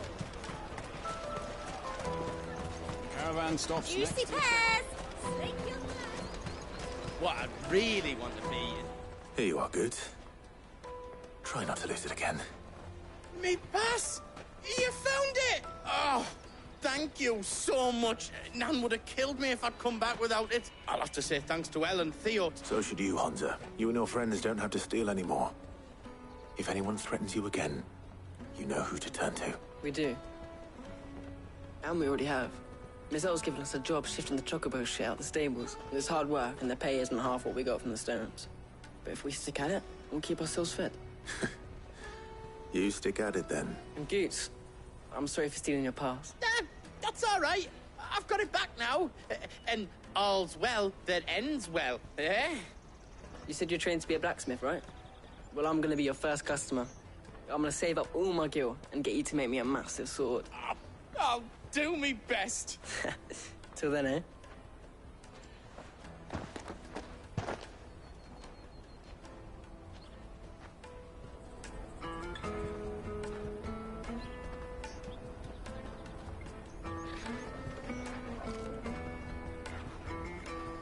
All right. We have a place on the wagon.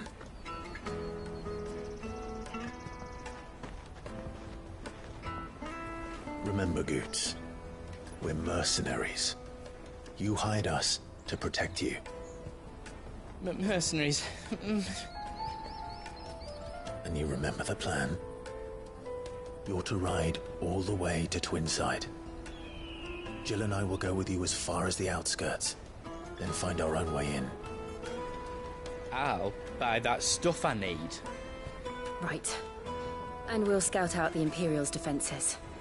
There's a square with a big bell tower right in the middle of town. If you get lost, or out goes wrong, we can meet up there. Right. Let's go.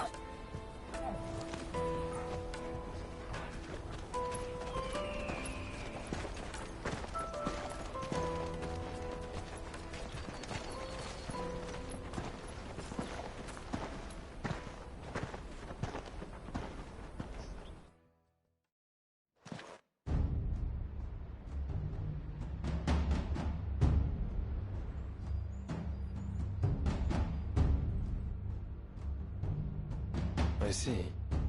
And you're quite certain your father has no knowledge of Ultima? I am. I have no difficulty believing a sinister force has come to exert an influence on Sanbreque. But be that as it may, it is yet to claim my father. For better or worse, his radiance speaks his own mind. Then the Fiend works from the shadows. I confess, when first you told me of this Fiend, I had my doubts. And more than a few at that. A beast that labors to plunge Valisthea into turmoil, all in pursuit of your brother. But that wound is proof enough that evil is afoot. Then I have your answer, Your Highness. You will join me in my fight. I cannot. Not yet. Your Highness, please. As you are aware, the Dhalmekian army is at our gates. They have lost their mother crystal, and with it all hope of a negotiated withdrawal. It is but a matter of time before they invade. If Bahamut is not here to meet them, my people will be slaughtered. Though not by Hugo Kupka, thanks to Ultima's machinations. I know the fate of your people weighs heavy on your conscience, but if we do not put an end to Ultima's plans, they shall face a far darker fate. The chaos he would wreak would sweep all of Valisthea into the abyss. The lives of every man, woman, and child in the Twins are at stake. I believe what you say, Phoenix. But I have duties of my own, and I must discharge them. Come what may.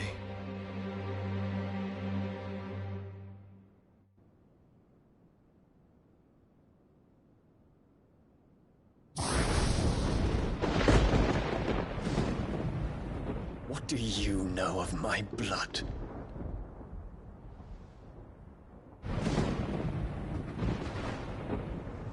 I know that it is wholly unworthy of the highest offices of state, which rightly belong to those of purer breeding. Alas. Your bloodline runs through the Oriflamme gutter, from a whore who weighed her child's worth in Gil. Have you threatened my father? Of course not. I merely whispered in his ear that his mongrel son is plotting a rebellion. What? Sylvester listens to the words of his astrologers. And they have ears too. You have been feeding them your lies! Should you remain loyal to Emperor Olivier, his radiance may yet crown your head with laurel, and not with tar. Fork-tongued witch!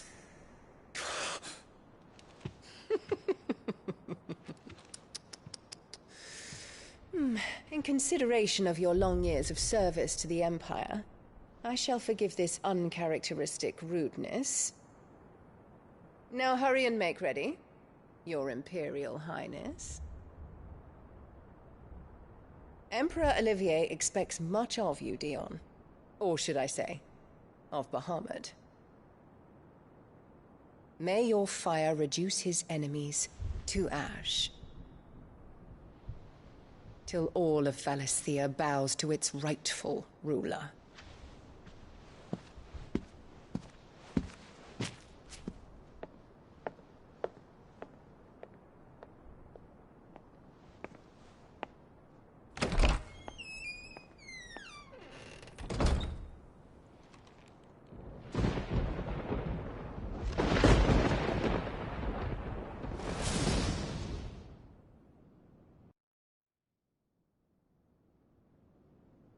There is another darkness that has taken hold of Sanbreque.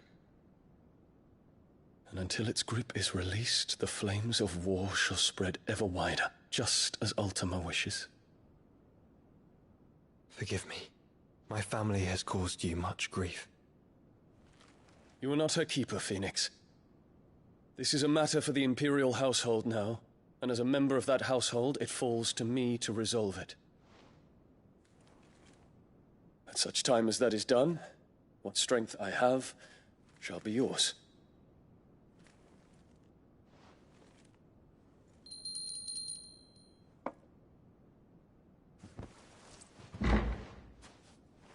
Thank you, Your Highness.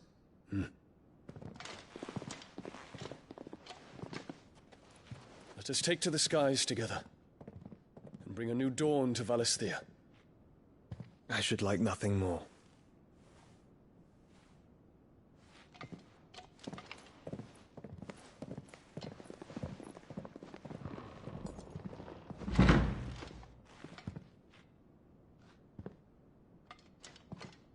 Terence. My prince. Tell me true. Do you believe what I'm about to do is wrong? We dragoons have but one leader, Your Highness. And we shall follow him unto the very end. Thank you. This is my decree. For their crimes against the crown, the traitorous Annabella and her usurping son shall be put to death, and the Empire restored.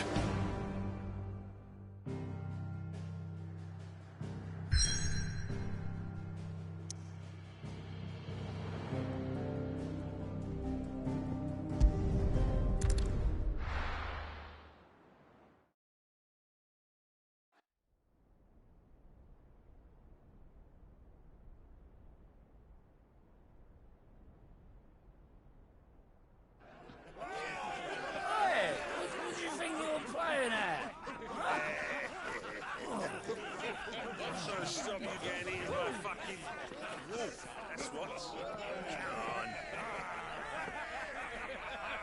on. One would never guess that these people stood on the brink of war.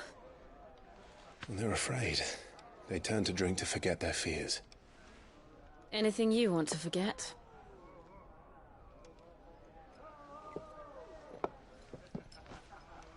The harbor is empty, and half the market stalls too. The city may seem peaceful on the surface, but it's balanced on a knife edge.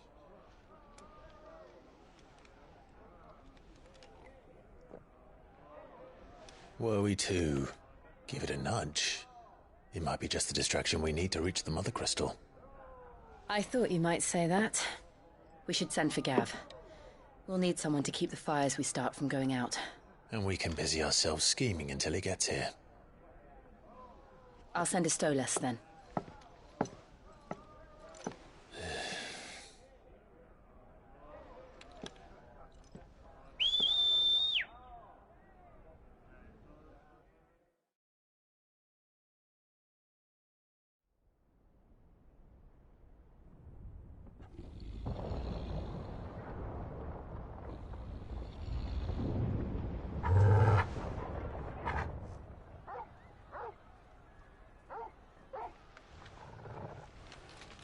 What is it, boy?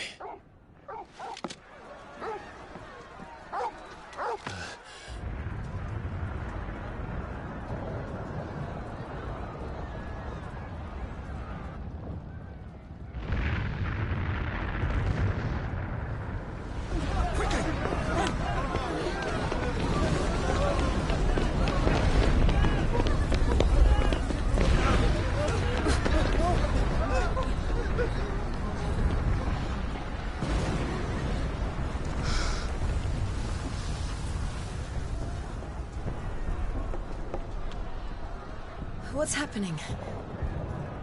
I don't know. Torgal!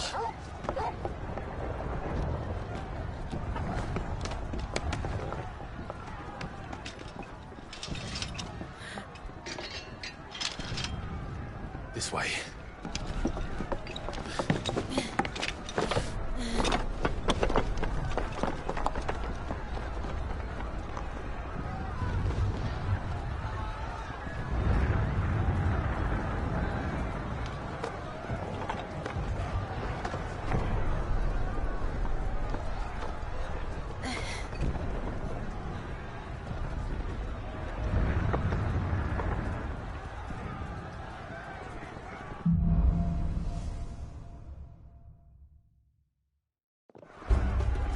The city's on fire.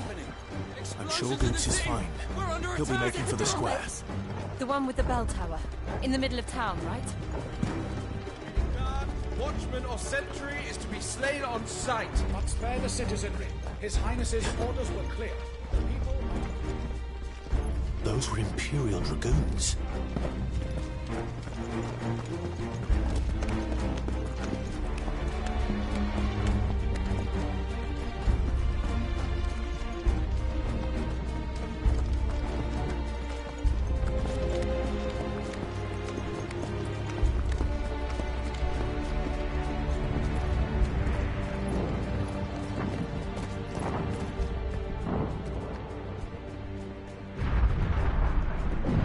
What in the hell is going on? Let's go and see. Right.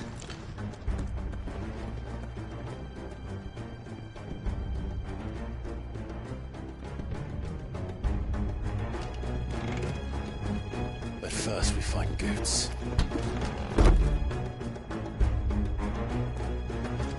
I just hope he's all right. You there! Identify yourself! We have to.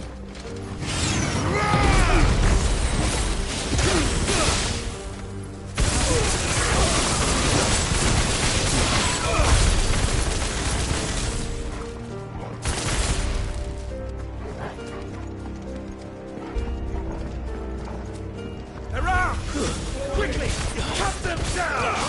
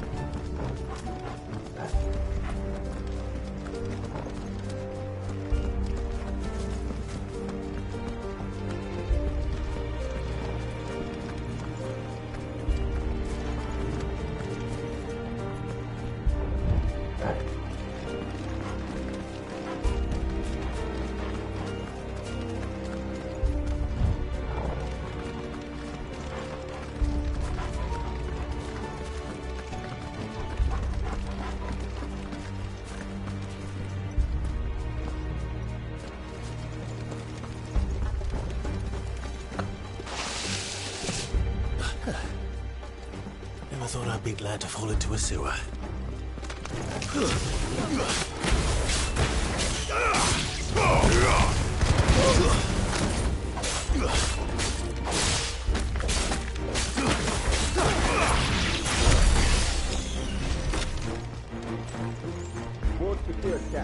None of the Emperor's forces remain. Then gather the men. We press on to the council chambers. Yes, Captain. What of the men and women in the market district? The evacuation is complete. Then all that remains is thrown at the head. There it is. The bell tower. Right. Let's go.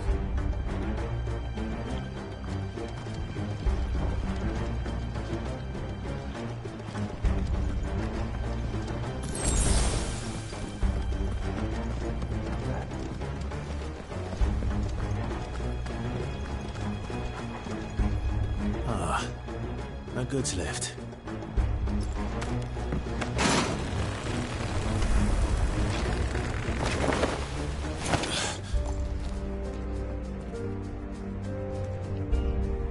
Where in Grigger's name did you come from?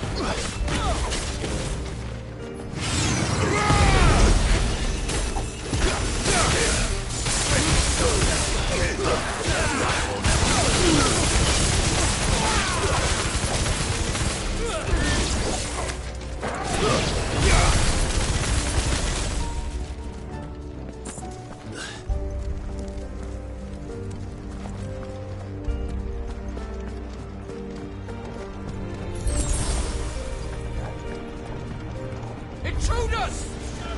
Defend the gate!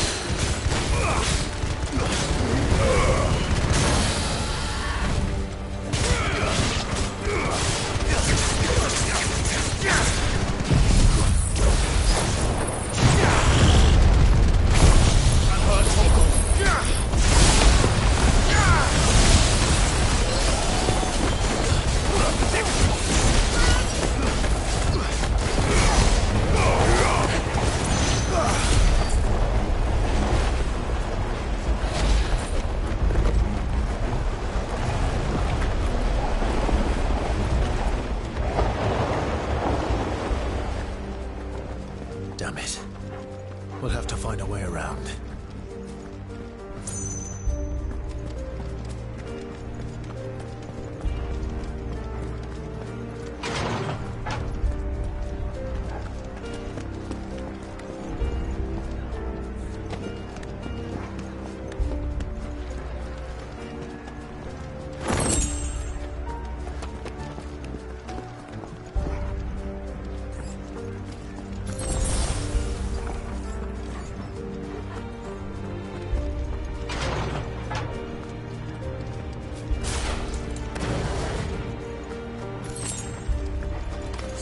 In the name of His Highness! This one!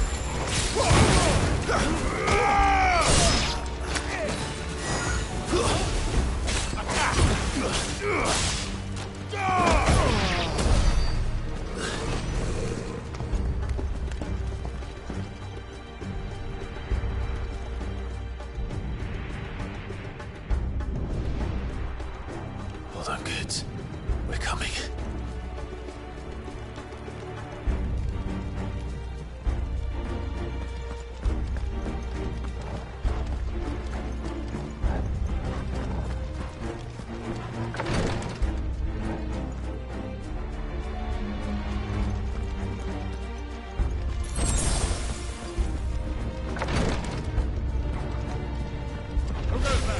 In the Prince's name, none shall pass!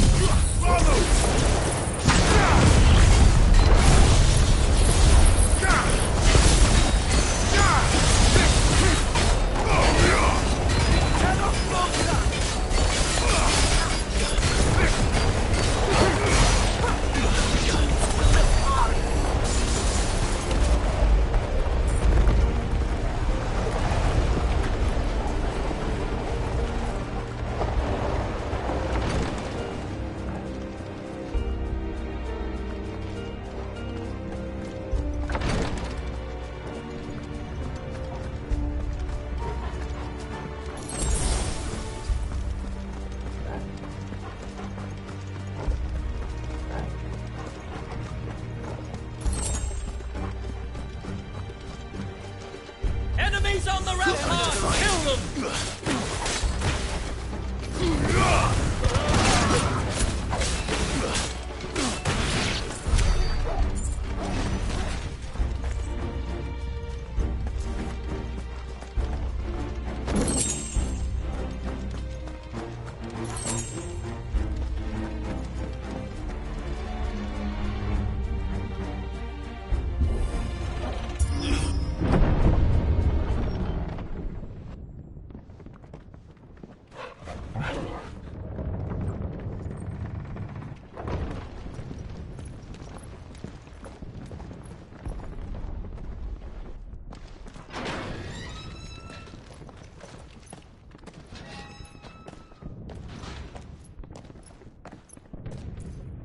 Can you see him anywhere?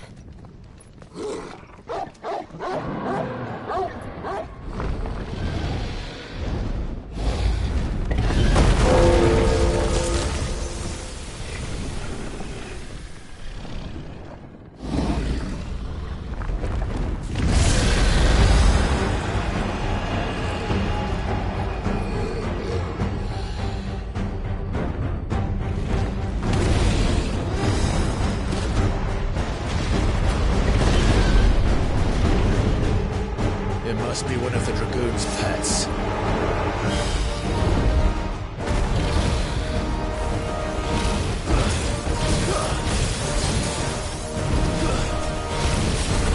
Nice try.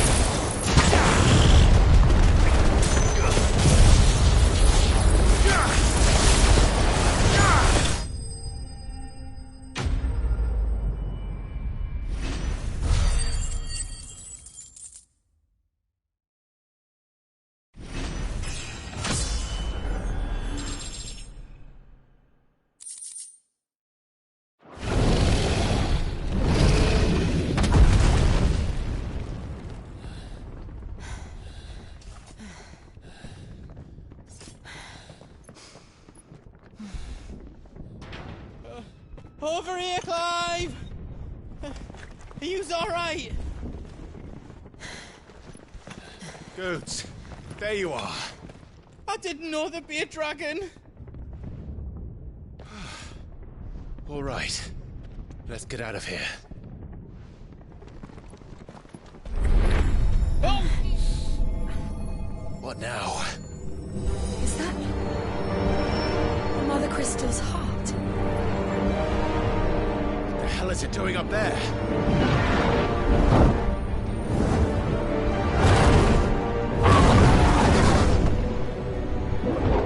Bahamut.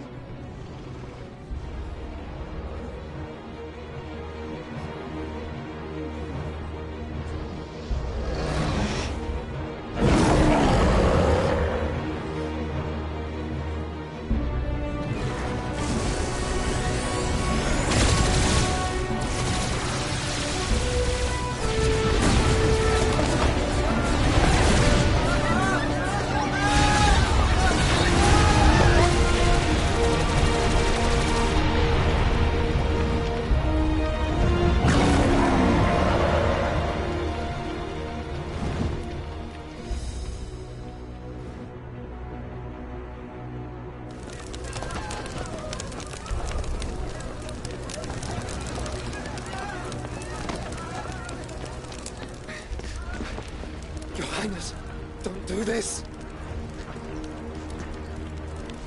We must leave. Now, Your Grace. I beg of you. This is not what he wanted. Something's happened. Forgive me, Yota, but I must put a stop to this. Your Grace!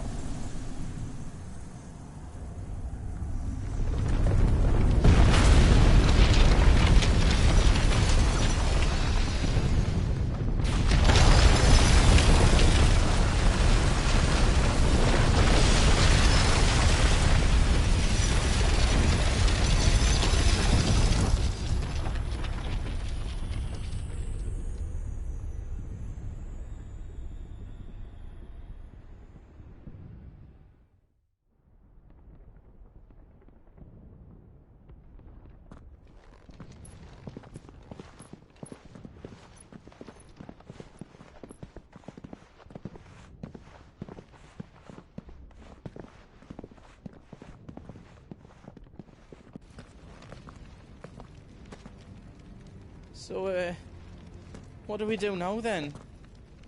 We destroy the heart. We might come back! As soon as the flames die down, the Imperials and the Dalmex will move in. This may be our only chance. And Bahamut has gone for now. You should get as far away as you can, Goots.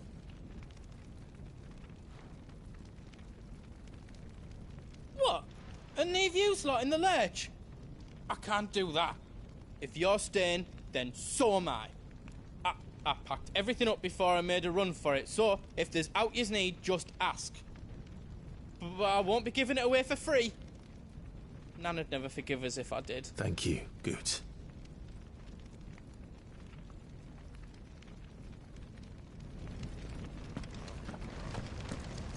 Just let me get me stuff out. Whatever yous need, leave it to me.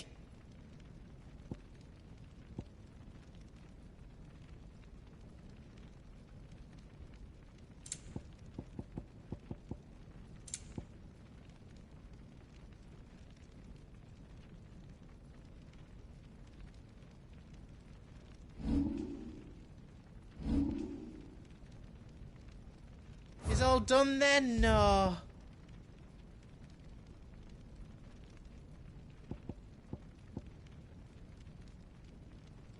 All done then. Welcome to the Big Hammer.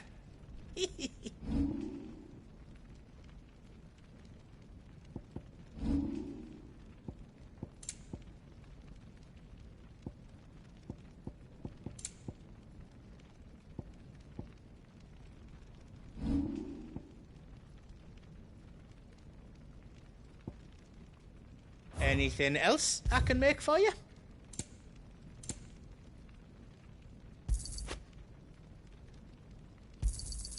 Righto, here you go. All done then. You want us to make you something? Reckon I did a good job.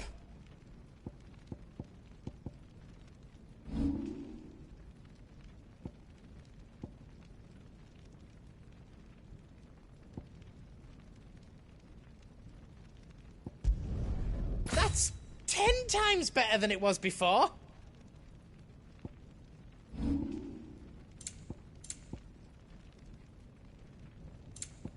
Anything else I can make for you?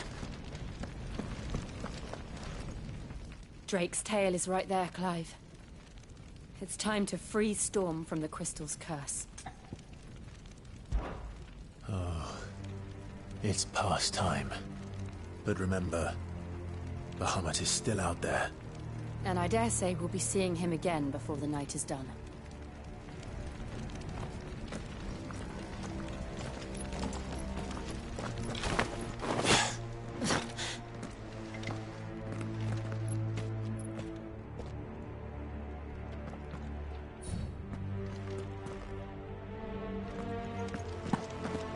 No more roads. We'll have to find our own path. Do you feel that, Clive? Ether.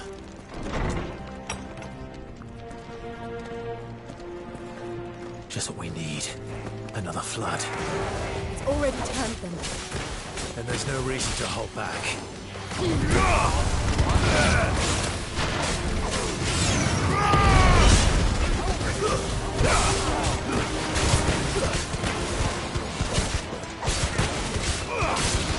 It's over.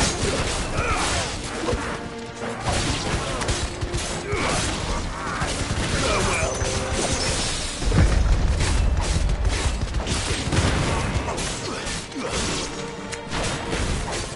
You're finished.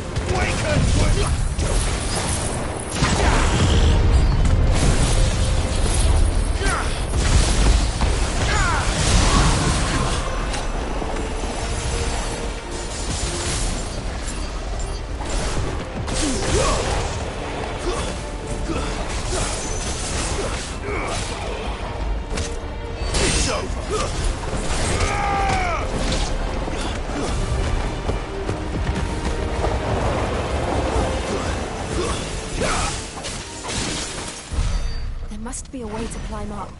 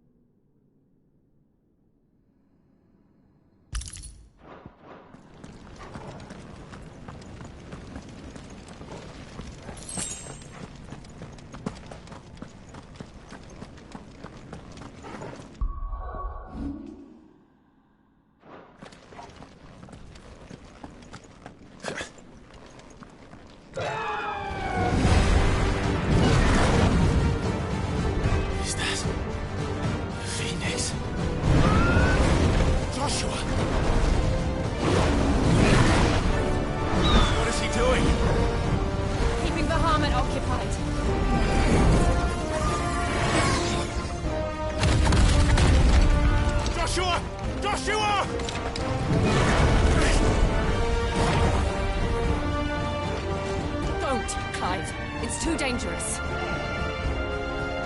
Fuck. Hold on, Joshua. I'm coming!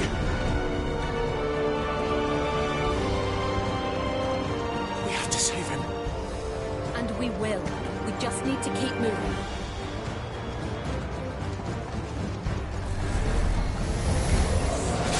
Come again. Not now.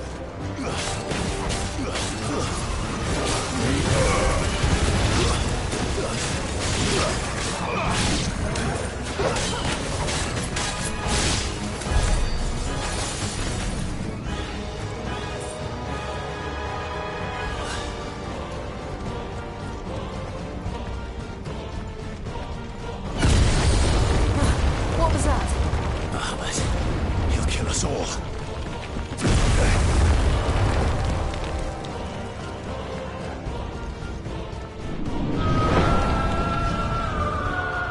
There he is. Joshua! I'm here, brother! Clive. He can't hear you. Joshua! They're heading for the heart. And so should we.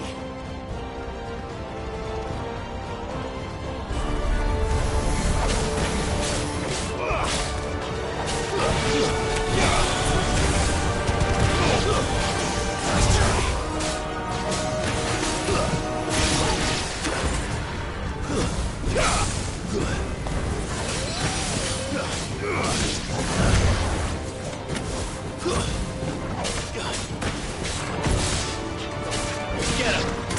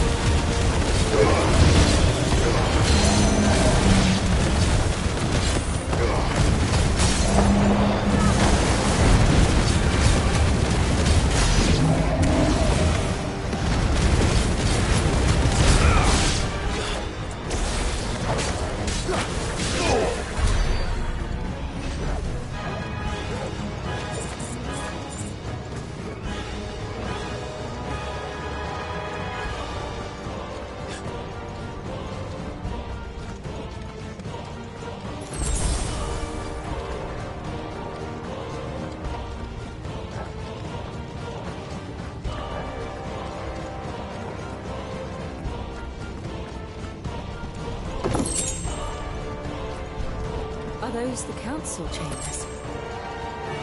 How are they still standing? I don't know.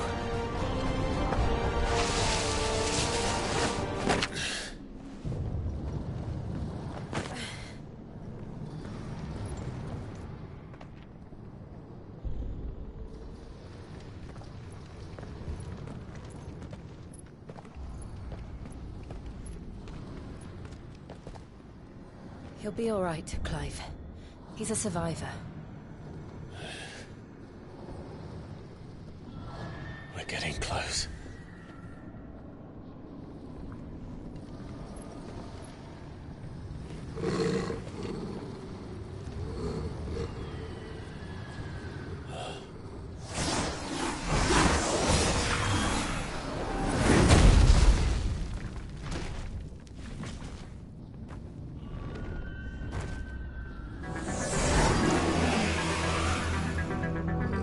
Looks like somebody doesn't want us getting any closer. I don't care what it wants. Neither do I.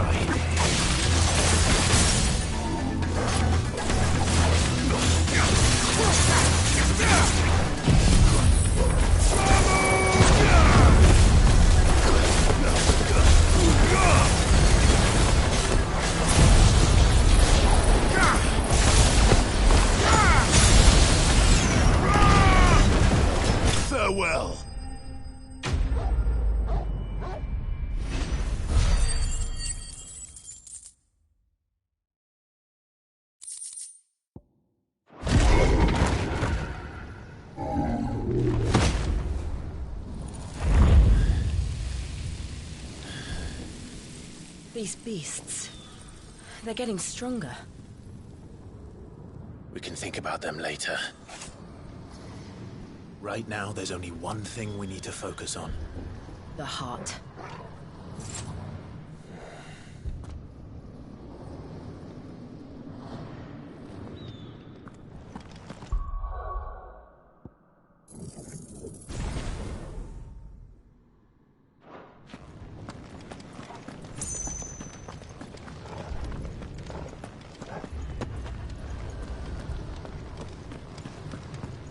We might be able to get up through the building.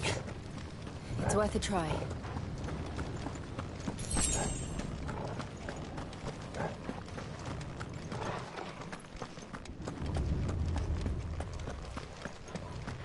Quiet. There's someone up there. Is someone there? Mother. It's you. What happened here?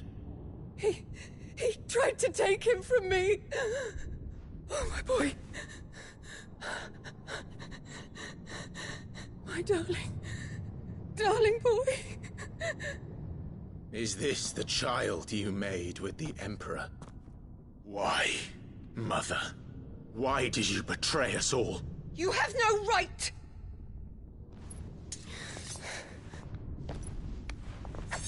Answer him. We took you in, savage. Show some respect for those who raised you.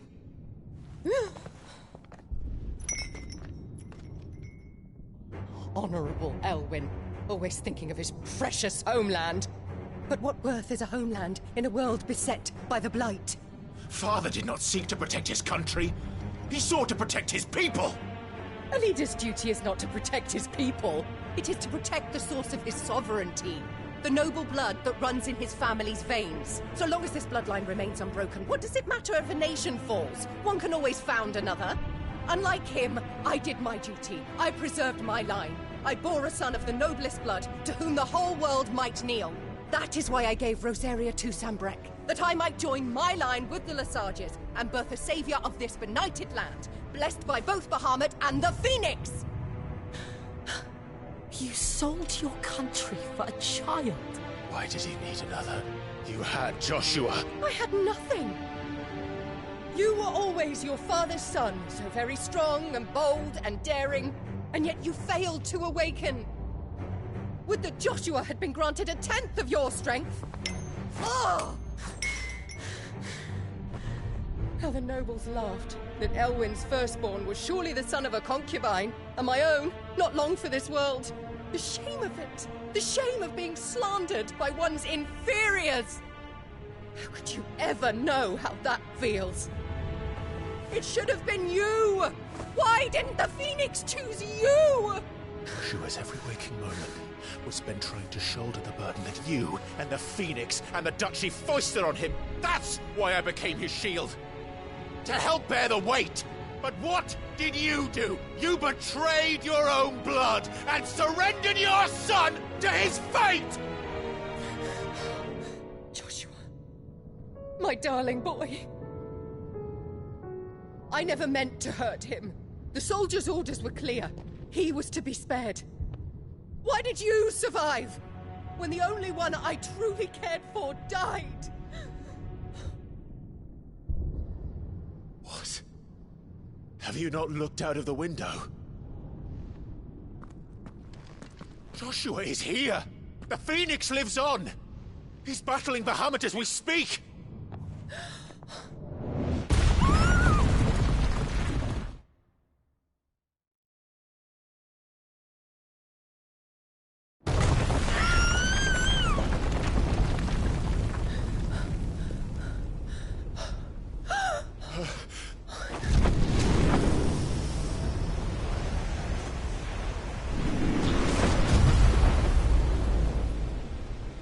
Joshua!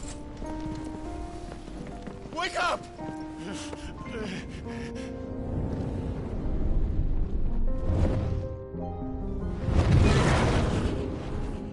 I am a shield of Rosaria.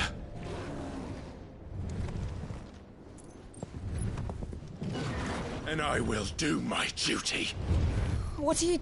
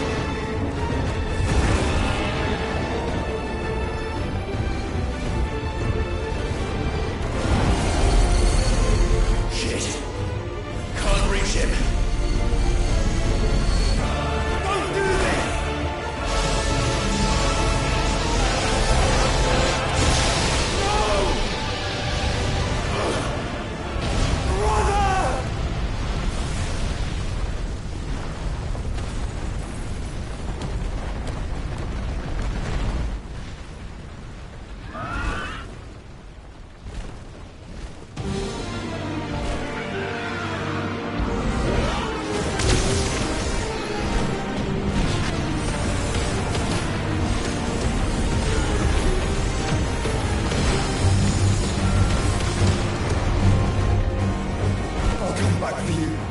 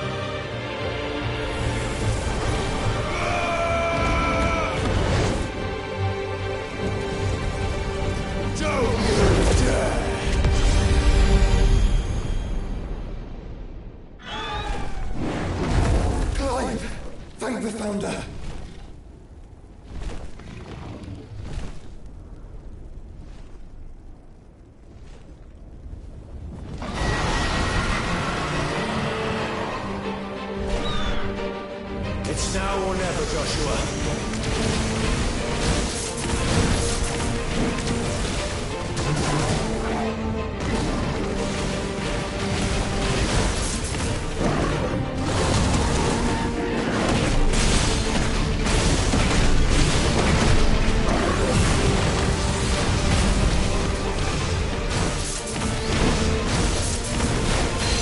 work, Joshua!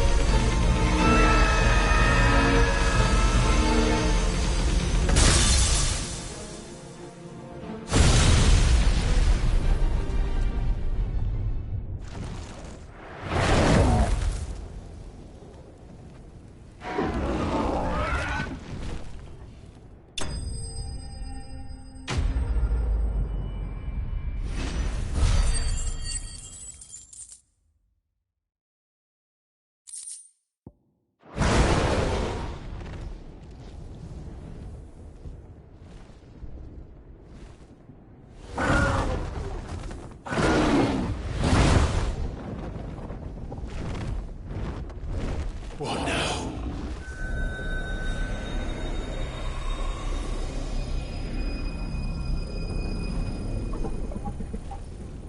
This is drinking the ether. We have to stop him.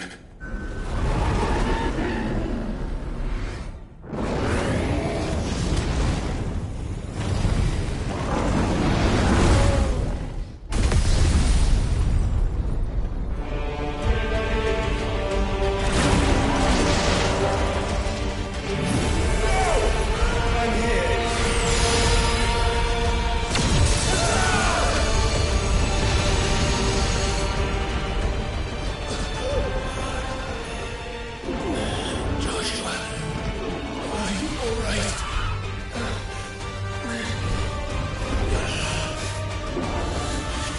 Damn it.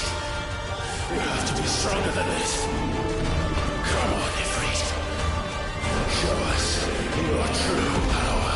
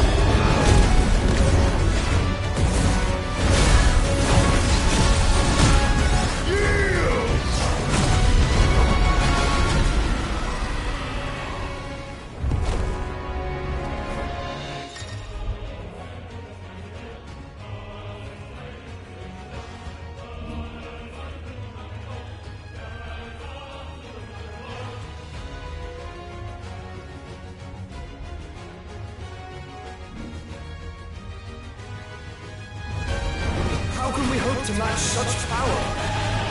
By trusting in our own.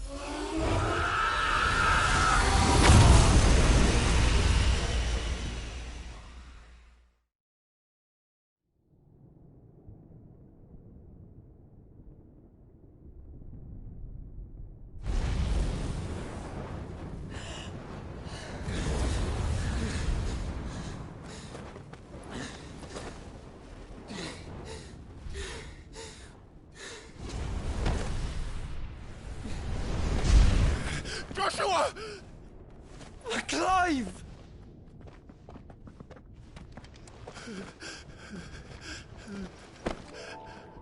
My brother. I'm sorry. I'm so sorry. You're alive. We both are. Nothing else matters.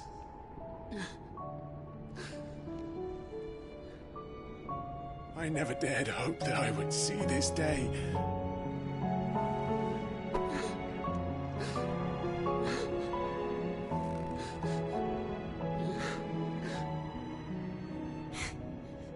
Reunited at last. Jill.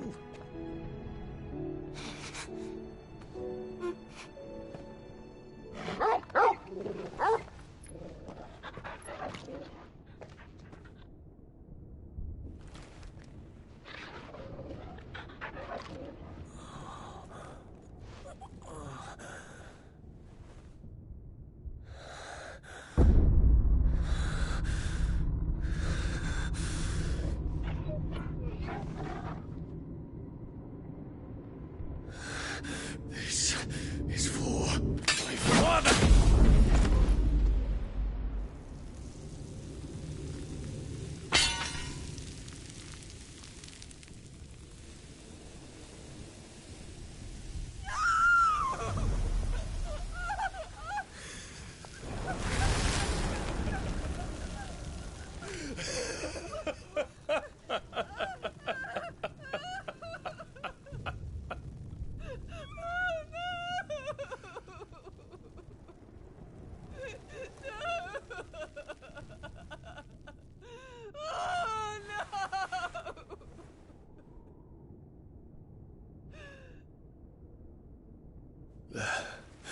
It is done.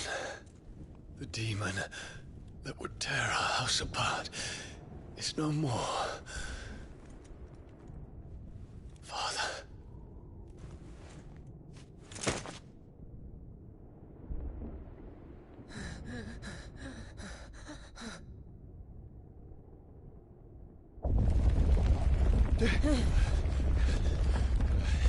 The Mother Crystal. It's collapsing. Right. We need to leave. No. Wait.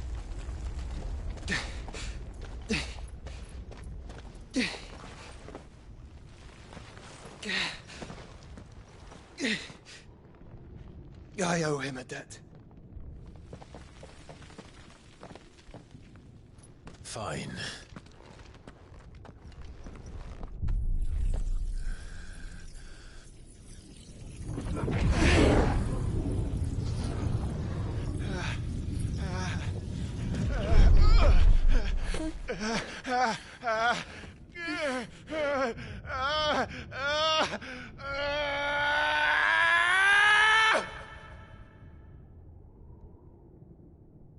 You there.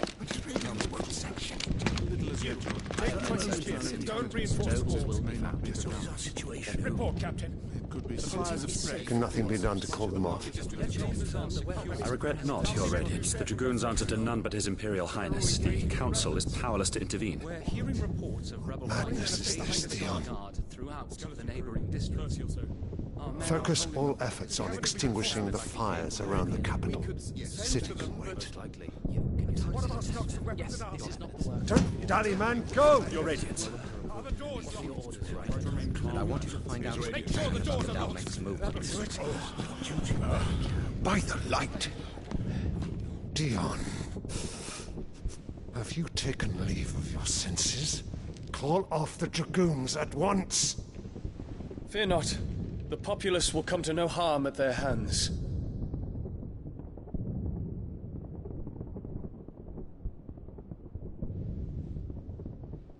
I am here to save you, Father. Save me? A creeping darkness hides in the heart of Sanbreque. It stems from your wife, the traitorous Annabella.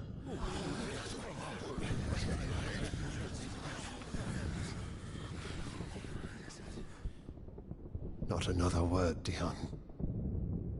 Father, Though you may not see it, the darkness has taken hold of you. It has made you forget yourself. But I bid you remember, there was a time when you ruled not with cruelty, but with compassion. Why now do you turn your back on your people? Why now do you seek to stoke the fires of war? You too have borne witness to this change, Your Eminences. And you know, as well as I, who is responsible for it. A puppet now sits upon the throne, but cut his strings, and the master loses her power! What? Dion, you bear steel before your emperor? Guards! Take him!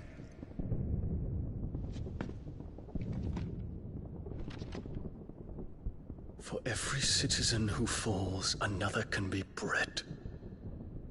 For every home that burns, another can be built. Those were your words.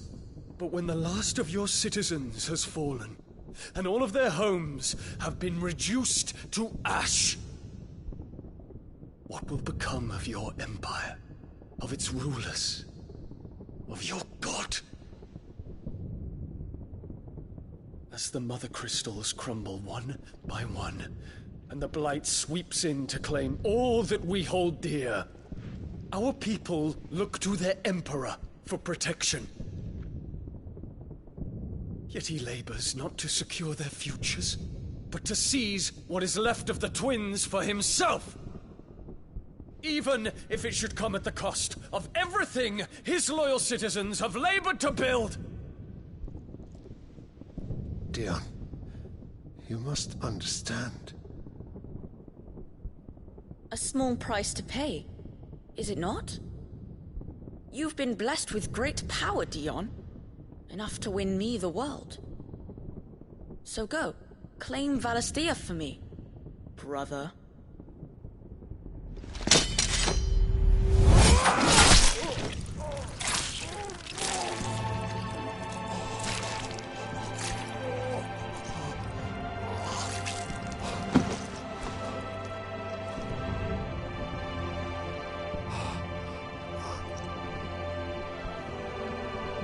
Dion.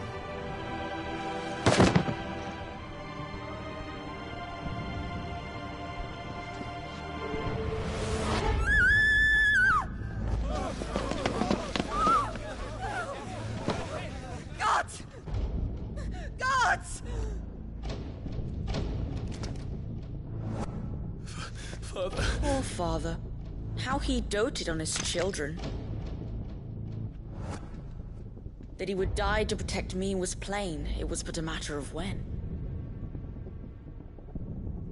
You planned this? You did well to endure so long.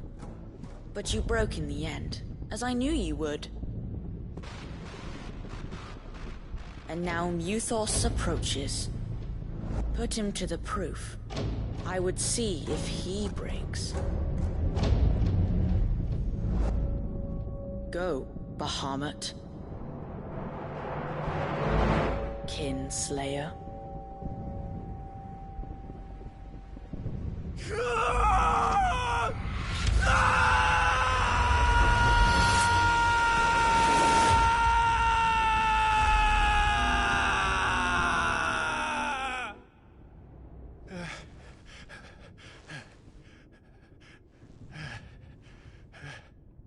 Not again.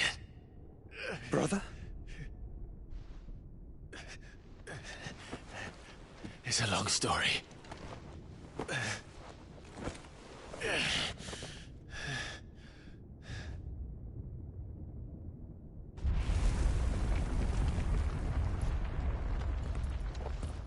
You cannot stay here, Mother. Come. Take my hand.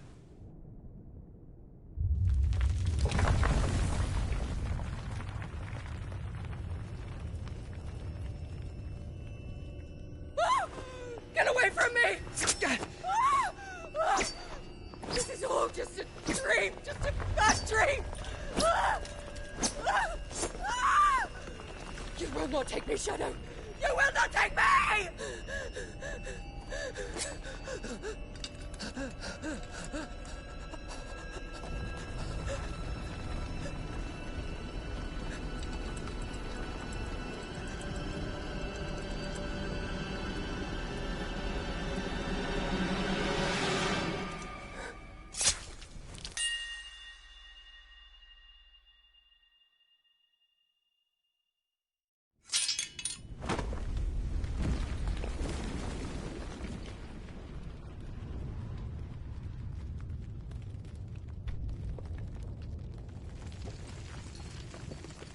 Mother.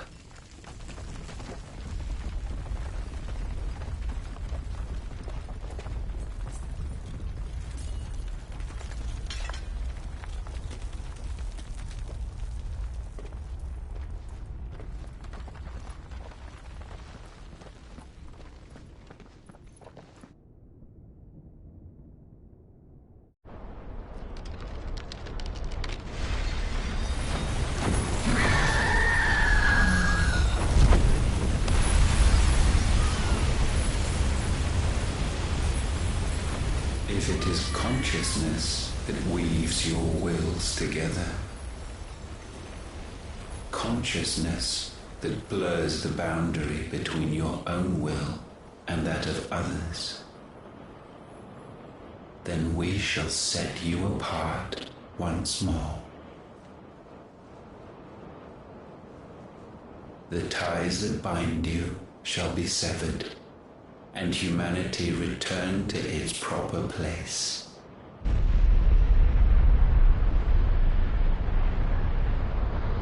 By primogenesis shall a new age of reason begin.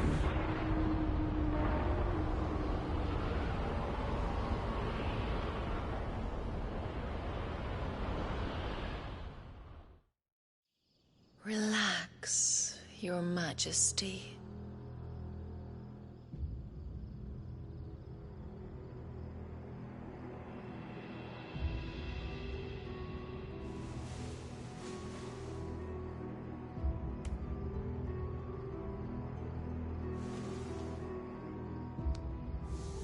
Don't you want to play?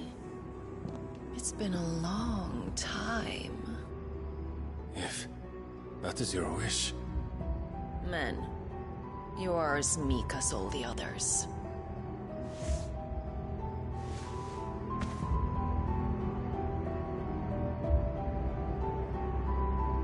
Such feeble creatures.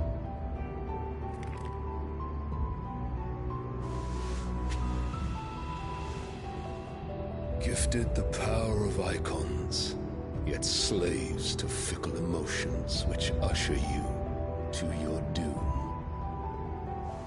And so you bind your fragile wills with strands of consciousness. The wretched handiwork of a wretched people. The sons of fire were united at last, and for but a moment their flame burned bright. Soon, Muthos shall become our perfect vessel. And then shall the world be remade. Not before the bonds are severed, of trust, of respect, of love. Only when every strand of consciousness is cut away, may Muthos return to our side. By primogenesis shall all be undone. Mankind shall be rid of his wretchedness, and Muthos of his will. But while he yet clings to it, he has the power to forge bonds anew.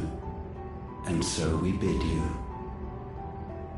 find Muthos, and sever every one. To destroy that which has no physical form, you ask the impossible. There is nothing your black blade cannot cut, Odin. We shall unite with Muthos, and bring forth a new world. So long as our vessel remains unclaimed by humanity. It shall be done, Master. My will is yours.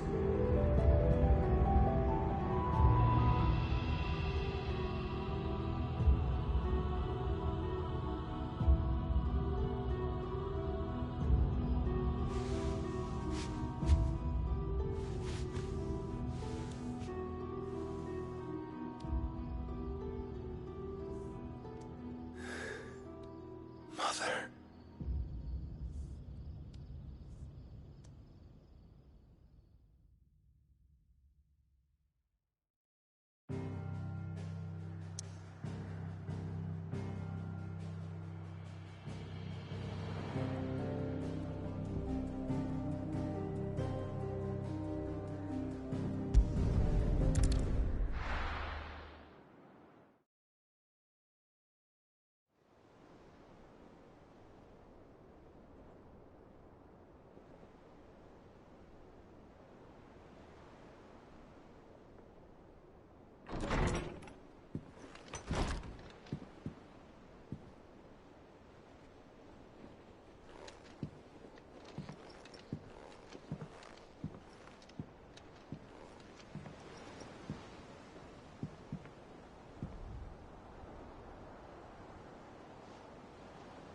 How is your brother?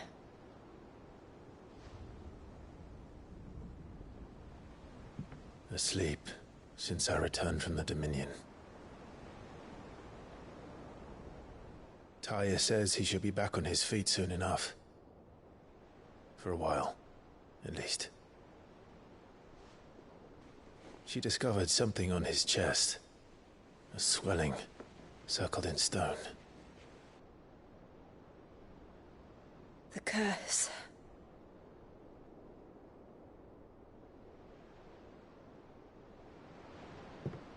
For every mountain we climb, another rises up to greet us, doesn't it? It's never ending.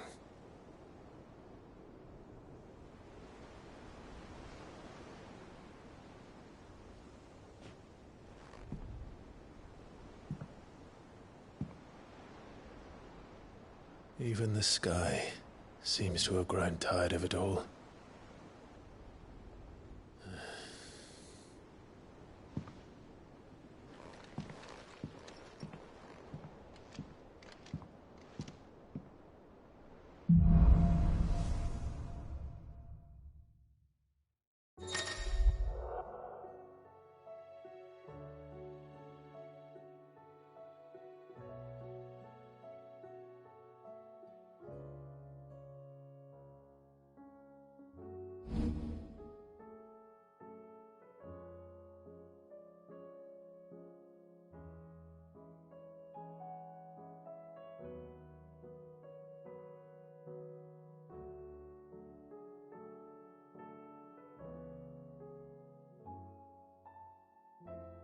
Tony won't be happy if I disturb Joshua. While he rests, I might as well see what Otter has to say.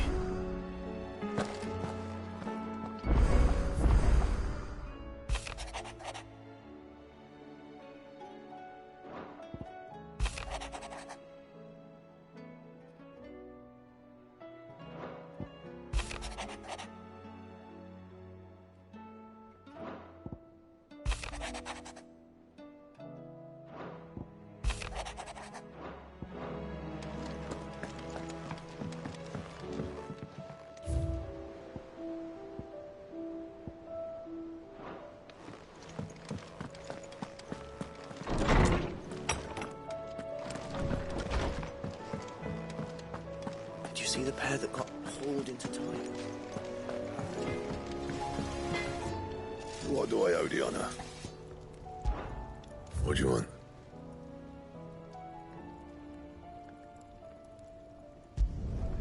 Not bad, if I do say so myself. Anything else?